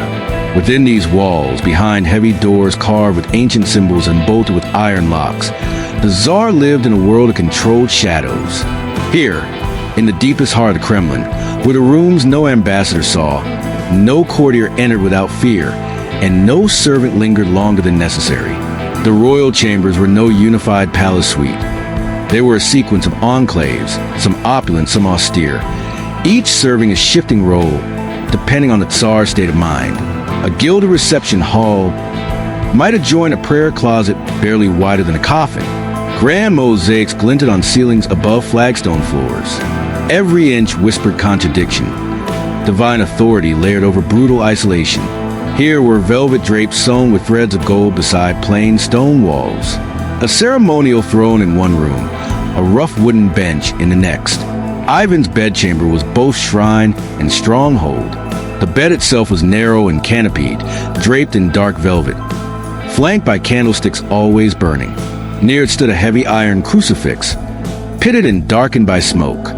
Beside it, a low writing table bore stacks of manuscripts, religious texts, letters in his own hand, ink still fresh on parchments where he outlined punishments or wrote lamentations for lost children.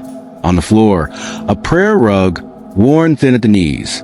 The scent of burning wax and dried ink lingered constantly, mingled with the faint odor of iron and old cloth. He rarely slept soundly. Insomnia plagued him. Ivan would rise at strange hours to pace barefoot, murmuring psalms or fragments of his own proclamations. Servants told of seeing the Tsar pass through corridors in silence, cloak dragging, eyes wide with thought or dread. Sometimes he'd emerge in full robes and call for scribes. Other times, he would disappear into secret rooms and not reemerge until dawn. Some believed he received visions. Others suspected he wrestled nightly with ghosts, his own or Russia's. These secret chambers were no myth.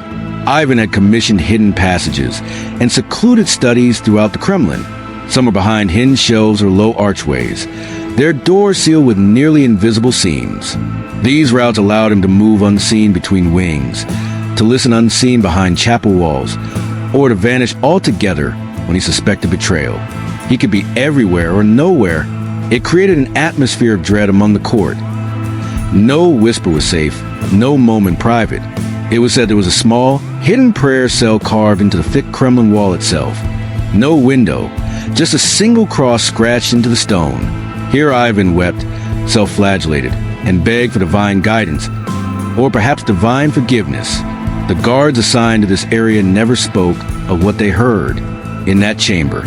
The flickering of a single candle cast trembling shadows across the stones, shadows that seemed to sway in time with Ivan's voice. Then there were the rooms of punishment. They were not dungeons, those lay deeper in the earth, but rather chambers on the edge of the royal suite, where Ivan interrogated those closest to him. Not all who entered were tortured, but most who entered were never seen again. The walls were thick, the screams muffled. Rumor spread to the palace that these rooms were never fully cleaned, that blood had soaked into the floorboards beneath the mosaic tiles. His wives lived near him, but never truly with him. He married at least 8 times, and each new wife was brought into a richly adorned yet heavily monitored apartment. Tapestries of saints adorned the walls, but the air carried tension. One wife was drowned under suspicion of infertility, another imprisoned. The rooms where they once slept were later left locked, undisturbed, as if haunted. One servant whispered that Ivan sometimes returned to these rooms alone, standing silently in the doorway for hours. Even Ivan's children tiptoed through these spaces. His son and heir, also named Ivan, was often summoned to these chambers to discuss matters of succession, morality, and war. They would debate scripture, foreign alliances, or the right way to rule. But their meetings were fiery. The walls bore witness to one final, fatal argument. The moment in which the father, in a fit of rage, struck his son and killed him. Blood spilled onto the floor of the royal chamber. The silence that followed lasted days. After that, something changed. Ivan rarely entered the main bedchamber again. He relocated to a side room, plain, cold, monastic in its simplicity. He ate alone. He slept among relics. He surrounded himself with images of saints and skulls, living not as a king, but as a condemned man awaiting judgment. Candles burned constantly, day and night. Food was left at the door, uneaten for hours. He stopped receiving guests. There was one final passage, legend claims, that led beneath the Kremlin, past the wine cellars and armories, to a personal ossuary Ivan had constructed in his final years. There, beneath flickering torchlight, he would walk alone among shells of bones, those of past Tsars, perhaps, or victims he had ordered slain. No record confirms this place, but in the memory of Muscovites, it exists. Some say the dust has never settled there, disturbed by footsteps long ceased. The royal chambers and their secret corridors were not merely architecture. They were the physical form of Ivan's fear, his genius, his guilt. They were the places where history was not written, but whispered, where the soul of a nation was tangled in velvet drapes and hidden hinges. They formed the inner Kremlin, a mirror to Ivan's mind, polished in gold but cracked beneath the surface. Visitors today can tour replicas or reconstructions, but much remains closed, lost, unspoken. For the true chambers of Ivan the Terrible do not exist on blueprints. They remain alive only in silence, in legend, and in the cold echo of footsteps behind heavy doors that no longer open. The Kremlin by day was a furnace of fire and rule, but by night it changed. The light dimmed, the walls seemed to breathe, and the silence within the red citadel deepened like a well. In those hours between dusk and dawn, Ivan the Terrible became not Tsar, not ruler, but a haunted soul inside a palace of stone and echoes. He walked often at night, alone, unarmed. No court, no guards, no advisors trailing in his wake. Servants whispered of his shadow sliding through corridors like a specter, robe trailing, candle flickering in one hand, a crucifix in the other. At these hours, the mighty Ivan was not the sovereign of Russia, but a solitary penitent, his mind occupied not with empire but with eternity. Night in the Kremlin was not truly dark. The moon, when full, filtered through stained glass windows, casting saints in colored light across the floor. Candles glowed from hidden sconces, but the silence was complete, unnatural. It absorbed footsteps. It turned a cough into a confession. Even the bells, so bold by day, kept their tongues still through the cold watches of the night. Ivan's sleeplessness was well known. He often remained awake for 2, 3 days at a time. It was not anxiety alone, but a cocktail of spiritual terror, political paranoia, and physical decay. Some say he feared dreams, others that he saw too much when his eyes closed, and so he wandered. In the deep hours, Ivan would retreat into one of several prayer cells built into the thick interior of the Kremlin walls. Each was barely the size of a man lying flat. One held only a wooden bench and a candle. Another had stone floors blackened by kneeling and incense. These were his sanctuaries and his prisons. Here he muttered confessions not to priests, but to saints carved in wood. He spoke aloud to icons. He called out names of sons, wives, traitors, and angels. Sometimes he wept. Other times, he chanted psalms with a hollow voice that echoed down the stone hallways. Once, a guard swore he heard the Tsar singing a lullaby to no one. Another claimed to hear laughter, then sobbing. What plagued him most was memory. The night brought them back. Anastasia, his beloved first wife. Her image never left him. He believed she had been poisoned by boyars. He called out to her, sometimes kneeling before her portrait for hours. He left plates of food in her former quarters. He wrote her letters in the dark, long ramblings where he promised vengeance, begged forgiveness, and confessed undying love. And then there were the other women he had killed or discarded most. Some were drowned, others confined convents, yet their voices returned to him in the stillness. He once told a confessor that the whisper of silk in the corridor made him tremble, not for what approached, but for who might return. The silence was not empty. It was inhabited. Ivan heard things. He admitted it. Spirits in the walls, demons in the vaults, angels by his pillow.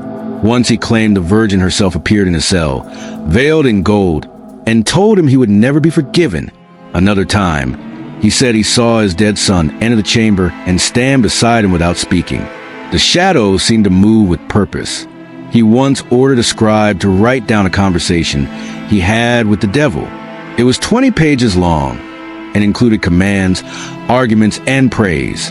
The devil, he said, spoke in perfect Church Slavonic. These nocturnal visitations were not only spiritual. Ivan used the night to plan revenge. His midnight writings, penned in flickering lamplight, were full of orders, accusations, punishments. Many boyars disappeared after such evenings. By dawn, new laws had been inked in blood-red wax. The Oprichnina sometimes received instructions delivered before sunrise, bearing seals still warm from a candle. Despite his solitude, Ivan was never truly alone. The Kremlin at night was not empty. It was merely quiet. There were guards, of course, though they dared not speak. There were monks in side chapels, awake in prayer, and there were prisoners. Beneath the royal chambers lay the hidden cells, small black stone pits where those who had displeased the Tsar were kept in silence. Ivan would descend, sometimes barefoot, candle in hand, and stand at the door. He rarely spoke. Once he told a prisoner, "The silence between your sins is louder than your voice." The nights deepened as Ivan aged. His beard grew longer, his eyes more sunken. He ate little. His body failed, but his mind burned brighter, fevered, volatile. Visitors who met him after dusk describe a man who barely resembled a sovereign seen at court. His voice cracked like old wood. He smelled of myrrh, ash, and sweat. His hands trembled, not from fear, but from constant prayer. And always, always, he feared poison. He drank only from specific chalices. He wore talismans of bone and cloth. He recited protective prayers over his food. He accused shadows of betrayal. One record claims he attempted to bless his own wine with the sign of the cross 140 times in a single sitting. He kept birds, small ones, caged in his chambers. He believed they would sing differently if spirits entered. When they fell silent, he would leave the room. In these final years, the nights grew longer. Ivan began recording dreams. Page after page of symbols, visions, riddles. Some in Latin, some in Greek, some unreadable. One dream repeated.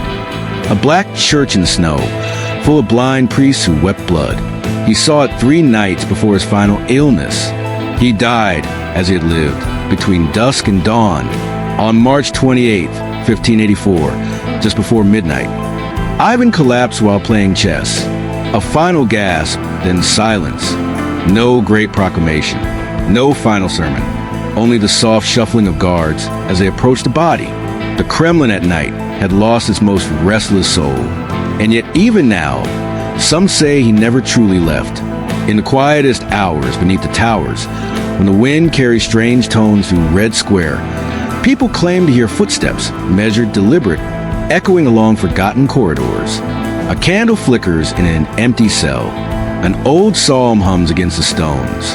The Tsar sleeps, but the night still listens. To outsiders, the Kremlin was the epicenter of Ivan the Terrible's might. The towering fortress of red brick, the dome shimmering with holy gold, the halls echoing with the voices of command. But for the man who ruled within, the Kremlin was less a palace and more a prison. Its walls, which had once promised power and divinity, now loomed as barriers that kept him in, not just physically, but emotionally, spiritually, and fatally. The transformation of the Kremlin from a sanctuary of statehood into a cell of sorrow happened slowly, like the weathering of stone by years of rain. At first, it had been his canvas, a place of construction, symbolism, authority. He had built within it monuments to his own vision of Russia, erected cathedrals in thanksgiving for victories, forged policies that would reshape the nation. The Kremlin reflected Ivan's ambition and divinity. But with each year of bloodshed, each exile, each night spent talking to phantoms, the very bricks of the place seemed to close in. By the time of his final decade, Ivan had sealed himself inside the fortress almost entirely. He ventured outside less and less. His windows were shuttered. His guard were rotated so frequently even they could not learn his routines. He distrusted not only the world outside the Kremlin, but the rooms beyond his own. He came to view the Kremlin as a living entity, one that listened, remembered, judged. He moved through it like a ghost, clinging to familiar passageways and ancient stairwells. His court became a shell of its former self. Feasts held in near silence, prayers that echoed without end in corridors that saw only one set of footsteps. Servants reported that he would speak to the walls. He questioned them, asked what they had seen, accused them of betrayal. Sometimes he would fall silent in a room and then suddenly shout, as if answering an insult that no one else could hear. He would stand at windows, not looking out, but watching the glass, as if waiting for a face to appear. The rooms themselves were heavy with ritual. Every object carried symbolism. Goblets inscribed with verses from scripture. Chairs set facing particular icons. Relics placed precisely at the edge of desks. It was not decoration, but devotion, control, desperation. He touched objects not to use them, but to affirm their existence, to prove that something in his life remained unmoved. There were times he tried to escape, not physically, but symbolically. He would order rooms repainted in pure white, hoping to cleanse a memory they held. He would move furniture, then move it back. He would pace a room with such intensity that the floor began to wear down beneath his boots. But nowhere felt safe. No wall felt clean. In the final year of his life, Ivan confined himself to just 3 rooms. One for sleep, one for prayer, one for writing. He had food brought to him by silent attendants who were forbidden to speak. His sons were allowed to visit, but only with permission. His physicians could examine him, but only in the presence of icons and candles. He became obsessed with omens. The crack in a stone tile was a bad omen. The tilt of a candle meant betrayal. He read meaning into the arrangement of breadcrumbs. He believed the Kremlin itself was warning him. Its walls moaned in wind as if whispering secrets. On particularly cold nights, he was seen tracing symbols into frost on window panes, warding off spirits only seen to see. Despite being surrounded by domes, towers, and centuries of stone, Ivan was alone, profoundly, irreversibly alone. The Kremlin had become a mirror of his mind, fortified, darkened, cluttered with relics of both glory and guilt. Its vastness no longer inspired awe. It reflected only absence. And yet, he would not leave. He could not. The Kremlin was the only place that still contained the ghosts he understood. To leave it would mean confronting a Russia that no longer resembled his own image. To leave was to surrender to a future that terrified him more than the past ever had. He spent his final weeks rarely speaking. He wrote instead long letters to dead advisors, plans for cities that would never be built, inventories of relics, accounts of dreams. Some documents included entire conversations, dialogues with saints, with demons, with the Virgin herself. He kept them in boxes beneath his bed, guarded not by soldiers, but by his own unwillingness to forget. He turned the Kremlin into a sanctum of fear. No music played. Bells tolled only for funerals. Icons outnumbered courtiers. The scent of incense mixed with damp stone. And still he stayed. He clung to the fortress that had become his burden. Thus, the Kremlin did not imprison him by chains or locks, but by memory, by obsession, by the way of a crown he no longer wished to wear. It was a tomb of the living, filled not with life, but echoes, a place where the greatest ruler of Russia had become the smallest presence in his own court. When he died, it was within its walls, the walls that had once sung for his coronation, the walls that had echoed with the cries of his victims, the walls that had borne silent witness to his most intimate prayers and his most terrible deeds. The Kremlin, his citadel, his temple, his cage, and at last his tomb. Chapter 4. The end of the line. A son's death, a legacy of silence. To the people of Russia, Tsar Ivan was a figure of both awe and dread. But even the most powerful men can destroy what they love most. And so, in one chilling moment, the autocrat who built an empire with fire and blood unraveled his own legacy with a single blow. The image of the Tsar cradling the dying body of his own son, his heir, remains etched in the imagination of history. This moment, perhaps more than any campaign, any cathedral, any massacre, defined the tragedy of Ivan the Terrible. It happened in 1581, during one of Ivan's many unpredictable episodes of fury. The palace was quiet that day. Snow fell in lazy spirals outside the cathedral domes, muffling the city beyond the Kremlin walls. Within the Tsar's chambers, tension already simmered. Reports vary slightly, but all agree on the fatal convergence. A confrontation between Ivan and his eldest son, Tsarevich Ivan Ivanovich. The argument began, it is believed, over the young Tsarevich's wife, Ivan's daughter-in-law, who appeared in public in what the elders are deemed immodest clothing. In his rage, the Tsar struck her, causing a miscarriage. When his son confronted him, perhaps pleading, perhaps shouting, the quarrel spiraled. Words escalated to accusations. Accusations to shouting. And then, in a flash of wrath that had claimed so many lives before, Ivan struck his son with his iron-tipped staff. The blow was catastrophic. The Tsarevich collapsed. Blood pooled on the stone floor. Witnesses rushed in, but it was too late. The boy did not die immediately. Ivan wept, cradled him, begged him to live. "I killed my son," he reportedly cried again and again. Physicians tried to save him. Prayers were said. But within days, the Tsarevich was dead. It was a moment that broke Ivan's soul. He never recovered, not emotionally, not politically. His heir was gone. His guilt immeasurable. This was not the execution of traitors or the burning of a city. This was blood bound by love and legacy. He had struck down not only his son, but his future. In the quiet weeks that followed, the Tsar was seen less and less. He wandered the corridors of the Kremlin like a ghost, his steps slow, eyes heavy. The absence of the Tsarevich was not merely personal. It sent shockwaves through the state. Ivan's reign had been built on absolutism, but even autocracy requires succession. Without a strong heir, Russia's fate looked uncertain.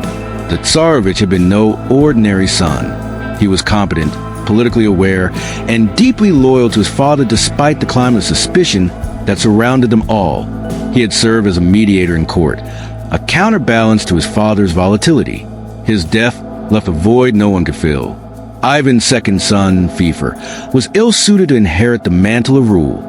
Gentle, quiet, and possibly of limited mental capacity. Fifer lacked the strength to control the boyars or navigate the complexities of war and diplomacy. The Tsar knew it. Russia knew it. And so did the enemies beyond its borders. Grief-stricken, Ivan ordered mourning throughout Moscow. Bells tolled for weeks. Black banners fluttered from cathedral domes. He summoned painters to create icons depicting the dead prince as a saint, haloed and youthful. One such image, now lost to history, was said to have hung near his bed until his death. In his chambers, Ivan's behavior turned erratic. He blamed not only himself, but unnamed traitors, ghosts of influence devils in his own mind. At times, he wept. At others, he raged. He spoke aloud in empty halls, arguing with unseen forces. Witnesses claimed they heard him sobbing at night, calling his son's name, swearing to undo what could not be undone. The infamous painting by Ilya Repin, created centuries later, captures the moment with uncanny emotion. Ivan's eyes wide with terror, his hands soaked in blood, holding his dying son. Whether or not the expression was historical, the sentiment was. Generations of Russians saw in that image a ruler haunted by the irreversibility of his wrath. Ivan's spiral deepened. He stopped attending state functions regularly. He lost interest in military campaigns. His letters grew longer, less coherent, obsessed with sin, guilt, and death. He wrote apologies to saints. He left coins at altars. He prayed for visions of a son. He begged the Virgin Mary to return him. Meanwhile, whispers in the court began to swell. The boyars, those who survived decades of Ivan's purges, saw the writing on the wall. The Tsar was weakening. They waited, plotted. Foreign powers, too, caught the scent of instability. The Polish-Lithuanian Commonwealth, Sweden, and the Ottoman Empire all eyed Russia with new interest. But Ivan, for all his torment, could not relinquish the throne. It was all he had left. The son was dead, but the crown endured. He ruled now not to build a future, but to preserve a haunted past. When his health began to fail in earnest, Ivan became obsessed with signs. The way smoke curled from a candle meant something. The cracks in the stone of his chapel floor spoke warnings. A bird that landed on a windowsill was a message from the other side. He withdrew even further. His meals were prepared in triplicate to avoid poison. No one was allowed to touch his garments without washing. He drank holy water. He slept in shifts, fearing assassins. But most of all, he feared himself, the man who had murdered his own blood. He died in 1584, 3 years after his son, alone, sick, and consumed by what he had done. And when he was buried, it was not in peace, but in the same cathedral whose walls had heard the last cries of the Tsarevich. The death of Tsarevich Ivan Ivanovich was a collapse of continuity. It echoed beyond the palace. In noble courts across Europe, rumors swirled. Some saw it as madness, others as divine punishment. Diplomats whispered that Russia had become ungovernable. The Oprichnina, sensing a shift, began pulling back.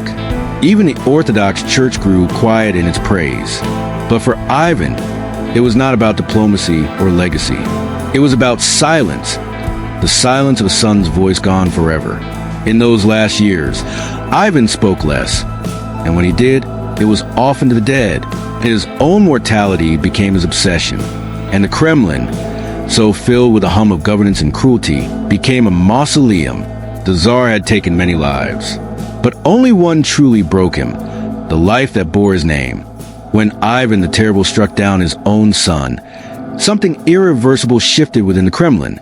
It was not just a private tragedy. It marked the unraveling of a man who had long teetered at the edge of madness. From that moment on, Ivan's reign spiraled into a profound decline, not only of his physical health, but his trust in everyone and everything around him. Russia's first Tsar, who had once inspired awe and terror in equal measure, now wandered a labyrinth of fear of his own making. Paranoia was nothing new to Ivan. It had always accompanied him, perhaps even guided him, since his childhood in the poisonous court of the Kremlin. But after the death of the Tsarevich, it consumed him entirely. Every glance became a threat, every silence an accusation, every cough in court a secret signal. The walls of his chambers seemed to lean in, whispering betrayal. Ivan no longer ruled with iron. He ruled with suspicion. He became obsessed with the idea that those closest to him were plotting his death. Not just rivals or foreign agents, but his own servants, advisors, and surviving family. He rotated guards daily, sometimes hourly. He refused to eat meals unless they had been blessed and tasted by multiple food testers. He carried holy relics not for faith, but for protection. Even his beloved icons, once spiritual anchors, were watched closely, as though they too might turn against him. His body, now worn and sickly, betrayed his growing fear. He suffered from gout, joint pain, fatigue, hallucinations, and digestive ailments that left him in constant discomfort. But his greatest pain was internal. He believed himself cursed, not by an enemy, but by his own sins. His letters from this period are drenched in apocalyptic imagery and desperate pleas for divine forgiveness. He saw omens in everything: cracked tiles, dead birds, flickering candles, dreams filled with fire and shadow. There were reports of Ivan making his guards recite psalms backward to ward off demons. He once ordered an entire batch of honey thrown into the Moscow River because a fly had landed in the vat, a sign, he claimed, of demonic tampering. He insisted the icon of the Virgin of Vladimir be moved from its usual cathedral to a private chapel near his quarters. The icon was said to possess miraculous powers of protection, and Ivan spoke to it each night as though it were his confessor. In court, Ivan grew erratic. One day he would greet boyars with a smile and lavish praise. The next he would accuse them of treason and exile them. Some were sent to monasteries, others to exile in remote provinces. A few were quietly executed. No one could predict his moods. Diplomats tiptoed, priests tread lightly. His court became hollow not in body but in soul. Every eye was wide, every breath measured. To speak carelessly was to invite ruin. But it was not only fear of men that haunted Ivan. He believed demons followed him. He claimed to hear voices at night, voices of the condemned, of the son he had slain, of saints who had turned away. He had dreams of fire, of angels weeping, of snakes curling under his crown. He summoned priests daily to perform rituals of cleansing, and on some occasions, he ordered entire wings of the palace scrubbed with holy water. He wrote to monasteries for charms and relics. At one point, he attempted to wear a hair shirt beneath his robes to suffer for his crimes. But even this brought no peace. The Kremlin itself, once his fortress and throne, now resembled a monastery cloaked in fear. The halls echoed with silence. His court jesters, once a source of chaotic joy, were dismissed. The kitchens operated like clockwork, but only under the shadow of terror. He demanded all candles be lit at dusk, but no light was to reach his inner chamber. Darkness, he claimed, was his only companion now. Yet, even as he withdrew, he clung to power. He issued decrees in rapid succession, many contradictory. He ordered new punishments for suspected traitors, new taxes on regions he believed disloyal, and endless surveillance among the nobility. The Oprichnina had been largely disbanded by this time, but Ivan replaced it with informants hidden within his own government. No one knew who worked for the Tsar and who worked against him, and that was precisely his design. Foreign relations faltered. Ivan's letters to Elizabeth I of England became increasingly unstable, oscillating between philosophical musings and strange emotional appeals. He demanded marriage alliances, then cursed foreign suitors. He asked for refuge in England should his throne collapse, even as he boasted of Russian might. These letters, preserved in English archives, show a man unraveling, a monarch unsure whether to be a prophet or a ghost. As war and famine struck Russia in the early 1580s, Ivan's decisions became ever more desperate. Entire towns were depopulated for suspected disloyalty. Peasants were conscripted by the thousands, only to starve in undersupplied campaigns. Religious dissenters were jailed or executed. And still, the Tsar remained in his chambers, scratching words into parchment, praying, fasting, raging. He wore his crown less and less. It became a burden. He referred to it in his writings as the weight of my sin. He began preparing for death not as an event, but as a companion already present. He insisted that a coffin be carved and stored in his chambers. He slept beside it at times. He commissioned a series of funeral hymns, not for his funeral, but be sung nightly outside his window. The servants closest to Ivan reported his speech became more fragmented. He repeated the same prayers over and over. He talked to paintings and icons as though they were people. Sometimes he would scream into the void, accusing invisible courtiers of betrayal. One chronicler noted that the Tsar began referring to himself not as we, the traditional royal plural, but in the third person, as though he had already become a memory, a ghost haunting his own life. And then in 1584, the Tsar's health finally collapsed. He was found slumped beside his chessboard, in the private room where he spent most of his final days. The physicians were called. The church was summoned. But no cure could touch a man already half dead inside. Ivan passed away shortly after, surrounded not by loyal subject or family, but by the chill silence of the fortress he had turned into a tomb. His final days were not filled with glory, but with shadows. No grand proclamations, no military conquests, only fear, memory, and regret. Ivan's legacy would live on, not just in the monuments he built or the laws he passed, but in the cautionary tale of how power, paranoia, and penance can consume a man from within.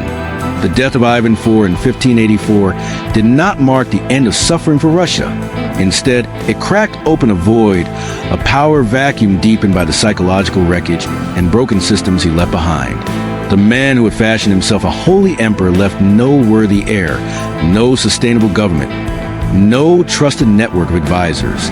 What followed in the wake of his death was a dissent so profound, so destabilizing, that Russian historians came to call it simply the time of troubles. This period, spanning roughly from 1598 to 1613, was one of famine, foreign intervention, civil war, and impostors. And it was not a historical accident. It was in many ways the poisoned fruit of Ivan's reign. Ivan's chosen successor, Fifer I, was crowned Tsar after his father's death. But Fifer, gentle and deeply pious, was ill-prepared for the responsibilities of rule. Some accounts suggest he may have had cognitive impairments. Others describe him as intelligent but passive, more inclined to prayer than to politics. Regardless of specifics, it was clear to the court that the real power would lie elsewhere. That power quickly fell into the hands of Boris Godunov, Ivan's former advisor and the brother-in-law of Fifer. Though clever, capable, and deeply pragmatic, Boris ruled behind the curtain at first, unofficially guiding the government during Fifer's reign. But when Fifer died childless in 1598, the entire Rurik dynasty came to an end. The Ruriks had ruled since the 9th century. Their collapse was not simply the end of a royal line. It was a shattering of continuity, the breaking of sacred tradition. To many Russians, this was not just a political problem. It was a cosmic imbalance. Godunov's elevation to Tsar, approved by a national assembly, the Zemsky Sobor, marked the first time a commoner had taken the throne. For some, this was progress. For others, blasphemy. The seeds of rebellion were sown. Under Godunov's rule, Russia initially maintained a degree of stability, but in the early 1600s, a devastating famine struck. Between 1601 and 1603, crop failures swept across the land. Harsh winters froze the earth. The following springs brought floods instead of growth. Grain stores dwindled. Bread prices soared. In Moscow alone, tens of thousands perished. The streets were lined with the dead. In rural regions, entire villages emptied. Cannibalism was whispered in churchyards. Parents buried their children, then themselves. Amid this suffering, whispers returned to the court. This famine was no accident. It was punishment for a usurper sitting on the throne. And then came the pretender. In 1603, a man claiming to be Tsarevich Dmitri, Ivan's youngest son, thought to have died in childhood under mysterious circumstances, appeared in Poland, tall, eloquent, and educated. This Dmitri announced that he had survived an assassination attempt and had lived in secret for years. Now, he said, he had returned to claim his rightful throne. This man, known to history as the false Dmitri, quickly gained support from Polish nobles and Jesuit missionaries. His campaign was not just a military effort, but a theatrical resurrection. To a population starving and disillusioned, he was a symbol of divine restoration. By 1605, he marched on Moscow. Godunov died suddenly that same year. Whether by illness or suicide remains unclear, and the people, desperate for hope, welcomed Dmitri as Tsar. But Dmitri's reign lasted less than a year. He offended Orthodox sensibilities by appearing too Catholic, too Polish, too foreign. His marriage to a Polish noblewoman enraged boyars. Rumors spread that he planned to convert Russia to Catholicism. Less than a year after his coronation, he was overthrown and murdered. His body was dragged through the streets, burned, and his ashes fired from a cannon toward Poland. Yet the chaos had only just begun. In the years that followed, multiple false Dmitris would emerge, each claiming legitimacy, each backed by foreign powers or internal factions. The throne became a revolving door of imposters, puppet rulers, and warlords. Sweden and Poland both invaded Russian territory. Cossack uprisings broke out. Entire cities changed hands multiple times. The Kremlin, once a symbol of stability, became a blood-soaked battleground. This was a true legacy of Ivan the Terrible, not simply his architecture or reforms, but the sheer instability bred from a system designed around fear and centralized paranoia. Ivan had eliminated dissent by slaughtering the opposition, but in doing so, he also eliminated competence, loyalty, and legitimacy. What remained after his death was a throne with no heirs and a people with no trust. By 1610, the Polish army had entered Moscow. A Polish prince, the Ladislaw, was declared Tsar by some factions, but resistance remained strong. Russian nobles, clergy, merchants, and commoners formed local militias. Out of this chaos rose the figure of Kuzma Minin, a merchant from Nizhny Novgorod, who helped organize a national militia.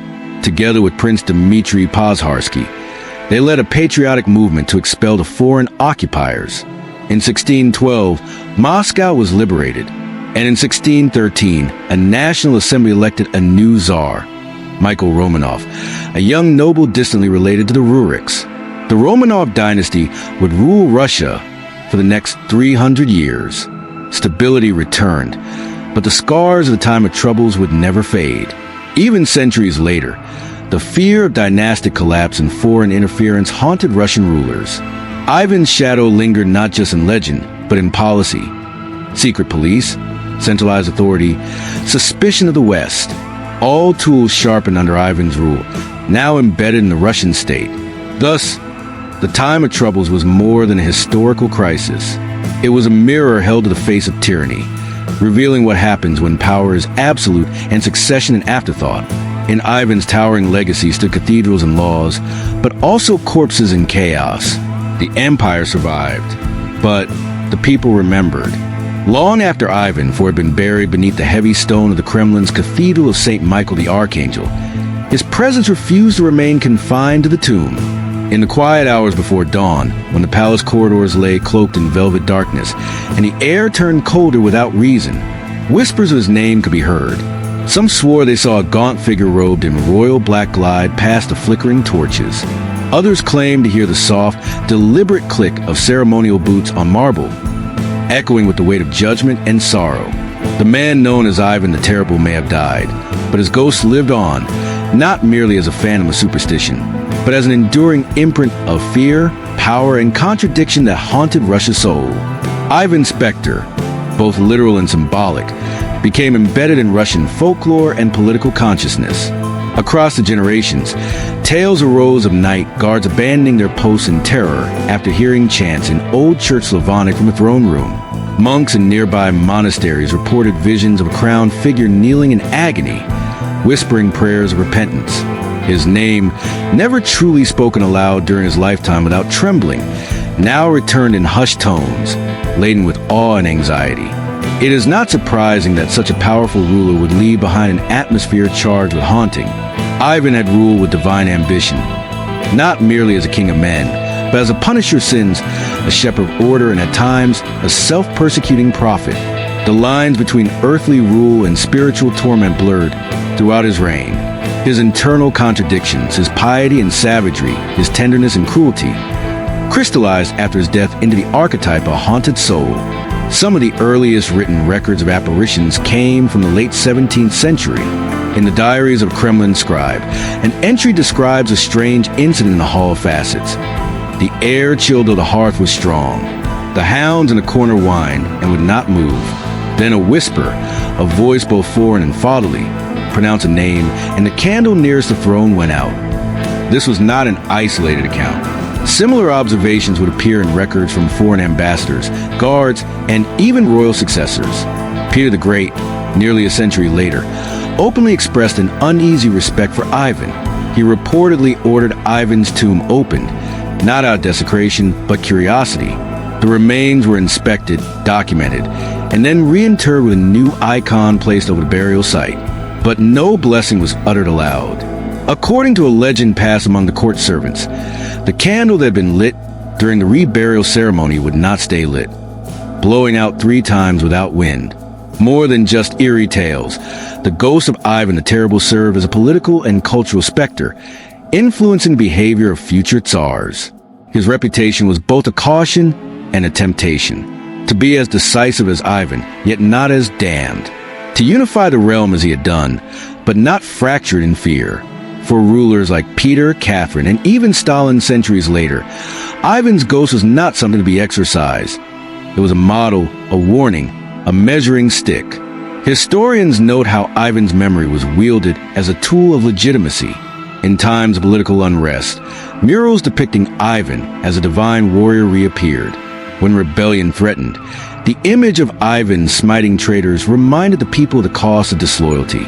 Even the church, which had once feared and condemned him, eventually canonized a spiritual guide, the monk Basil the Blessed, drawing a symbolic line between Ivan's cruelty and the path to redemption. In Russian folklore, Ivan became both devil and saint.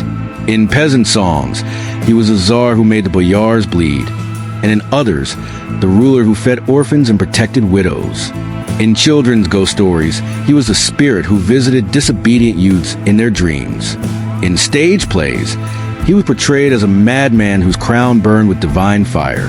His contradictions grew larger in depth, his legend expanding far beyond the man. In the Kremlin itself, architectural renovations often brought ghost stories with them. Workers in the 19th century swore they heard footsteps on the upper floors when no one had access. A renowned architect tasked with preserving the Ivan-era throne claimed he once found bloodstains on the velvet that no scrubbing could remove.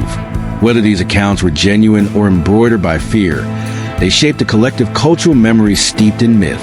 The symbolic haunting of Ivan extended into literature and art. Russian authors like Pushkin, Tolstoy, and Dostoevsky reference Ivan in their reflections on morality, justice, and human soul. Painters rendered him with eyes hollow yet burning, hands clutching either scripture or sword. The most famous visual legacy remains Repin's haunting painting Ivan the Terrible and his son Ivan, a depiction of the moment of filicide, with the father's face twisted in anguish and horror. And still, every generation saw something different in Ivan's ghost. To the nobility, he was a reminder of unchecked ambition. To the clergy, a lesson in spiritual torment. To the people, a figure whose reign left shadows in the wheat fields, whose crown pressed heavy even from the grave. In every political purge, every secret decree, every whispered rumor of betrayal, his legacy stirred, as if the stones of the Kremlin themselves remembered. In the modern age, ghost tours still circle the cathedral where he lies. Some visitors claim they feel watched when approaching his tomb. Guides recount stories of temperature drops, malfunctioning cameras, and the eerie sense of being judged. Others brush it off as theatrics. But even skeptics acknowledge one truth. Few names in Russian history carry the same chill as Ivan the Terrible. His ghost is not a single figure walking a single corridor. It is a presence in the structure of the state, the poetry of fear, the architecture of silence. It is in the cautionary tales told to rulers and rebels alike. It is in the way power is measured not just by glory, but by the shadows it casts. And so, in the early morning hours when the wind brushes the golden spires of the Kremlin, one might pause and wonder, is it only the breeze? Or is it Ivan, still pacing the halls of his power, whispering secrets to the walls, a Tsar who refused arrest? Ivan IV, the Tsar history would name the Terrible, left behind more than scorched earth, crumbled walls, and rivers steeped in the blood of his people. He forged an empire, not just in geography, but in psychology, tradition, and identity. To understand Ivan's legacy is to walk the thin line between terror and transformation, to confront the uncomfortable truth that brutality sometimes builds bridges just as it burns them. Ivan's reign stretched for 37 years, the longest of any ruler in Russian history up to that point. And when one surveys those decades, the sweeping reforms, the catastrophic massacres, the construction of monumental cathedrals, and the eradication of entire noble houses, a duality emerges. Ivan was both architect and arsonist. The empire that emerged at the end of his life bore his fingerprint on every stone, every law, every superstition. Perhaps the most enduring contribution Ivan made was a consolidation of centralized autocracy. Before his reign, Russian rulers operated in a precarious balance with the boyars, the hereditary aristocracy. Power was shared, if only in unstable fashion. But Ivan shattered that arrangement. Through the Oprichnina, through fear, exile, and execution, he dismantled the feudal power of the boyars and established the Tsar as a supreme and unquestioned authority. Future rulers, from the Romanovs to the Soviet premiers, would inherit that model. The idea that the state was embodied in one man, that loyalty was owed not to law but to the ruler's will, became the marrow of Russian governance. Peter the Great may have modernized Russia, but the bones he worked with were Ivan's. Ivan's military campaigns also altered the face of Eurasia. His conquest of Kazan in 1552 was a watershed moment, not just in terms of territory, but symbolically. For centuries, the Tatar Khanates had loomed as a legacy of the Mongol yoke. Ivan's crushing of Kazan signaled a reversal. Now Moscow was the empire. The defeat of the Astrakhan Khanate soon followed. Russia's borders expanded deeper into the Volga Basin, paving the way for centuries of imperial sprawl across Siberia and into Central Asia. But conquest had a cost. The wars drained the treasury, destabilized the economy, and left entire regions depopulated.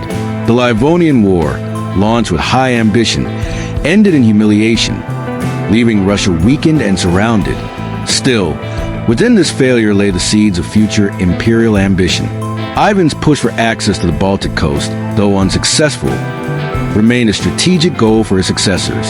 Peter the Great would ultimately succeed where Ivan failed, building the city of St. Petersburg as his window to the West. In terms of religion and culture, Ivan's legacy was complex but significant. He viewed the Tsar not just as a secular ruler, but as a divine instrument. He leaned heavily into the Byzantine model of symphony between church and state, though he often bent the church to his will rather than walking in partnership. Still, he supported the development of Russian liturgical texts, promoted the construction of religious institutions, and famously corresponded with Orthodox patriarchs abroad. In his later years, his letters reflect a deeply tormented but devout mind, a man who saw his own cruelty as the wrath of God incarnate. He shaped not only the reality of state and faith, but the psyche of the Russian people. Fear became a political language. Ivan weaponized unpredictability. He understood that terror is not just in the act, but in the anticipation. Citizens never knew if their village would be blessed or burned. His court lived in a constant state of performance, of ritual, of watching and being watched. That atmosphere of silence, obedience, and the inward turning of suspicion remained long after his death. And then there is the Kremlin. Ivan turned the Kremlin into not just a fortress, but a symbol, a glowing heart of orthodoxy and absolutism. The construction of St. Basil's Cathedral was more than a religious offering. It was a visual exclamation mark on his victory at Kazan. Its riotous domes, a burst of color in an otherwise grim stone city, serve as a message to enemies and allies alike. Russia was chosen, blessed, indivisible. Ivan's passion for knowledge, unusual for a ruler of his era, led to the growth of state archives and increased record-keeping. His scribes chronicled everything from military campaigns to court rituals, leaving behind one of the richest administrative paper trails in medieval Russian history. These records would become foundational for future governance and historical reflection. But Ivan's legacy is also measured in ghosts. He left a depopulated Novgorod, where thousands were drowned or butchered. He left mothers without sons, cities without priests, monasteries scorched. He left behind a throne that no one dared sit upon comfortably for decades. His own son's murder became the metaphor for an entire era. Succession turned to ash, promise undone by wrath. He also left Russia stronger, geographically, politically, spiritually, but at an incalculable cost. Even today, Ivan remains divisive. Russian nationalists sometimes hail him as a patriot who defended the Orthodox world against foreign invasion and internal corruption. Western historians often condemn him as a despot whose madness cost Russia centuries of stability. And both are right. His was a legacy forged in fire and iron. Fire, to burn away the old world. Iron, to shape the new. Ivan's story reminds us that history is rarely clean, that greatness and cruelty often share the same bed, that the monuments of empire can cast shadows longer than their spires, and that sometimes the Tsar who breaks the chains also forges the next. Ivan died in 1584, but in many ways he never left. His ghost lingered, not just in legend, but in law, in architecture, in the way power whispers through corridors long after the man himself is gone. He was Russia's first Tsar. He was Russia's darkest mirror. He was Russia's enduring riddle. And his legacy, carved into cathedral walls, echoed in the shiver of the Kremlin's halls, remains both a warning and a monument. Conclusion: the story of Ivan IV, Tsar of all Russia, crowned in gold and cloaked in dread, is one written in firelight and ink, in bloodied parchment and echoing cathedrals. His 37-year reign stretched like a long shadow over Russia's past, its fears and its faith. And now, centuries on, the embers of that reign still smolder beneath the stones of the Kremlin. He rose from a childhood of silence and betrayal, shaped by cold walls and colder hearts. He seized a broken throne and declared himself not merely ruler, but divine sovereign, Tsar by the grace of God, judge of souls, master of fates. He rebuilt an empire. He destroyed its peace. In the soft light of retrospection, Ivan's legacy is not easily spoken. It is too vast for virtue and too monstrous for myth. It trembles between the sacred and the savage. He made Russia strong, but made it fear itself. He gave it churches, armies, and archives, and he filled its rivers with screams. In the quiet spaces of history, where truth meets memory, Ivan remains unfinished.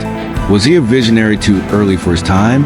Or a tyrant who mistook his own rage for righteousness? Was his iron justice a necessity, or a poison that lingered far beyond his reign? We may never know, but what we do know is this. Every brick laid in St. Basil's, every silent corridor of the Kremlin, every tremor in the Russian soul bears some imprint of his name. His victories could not cleanse his cruelties, nor his faith redeem his fury. And still, he endures in Russia's dreams. He is a fire that warms and a fire that devours.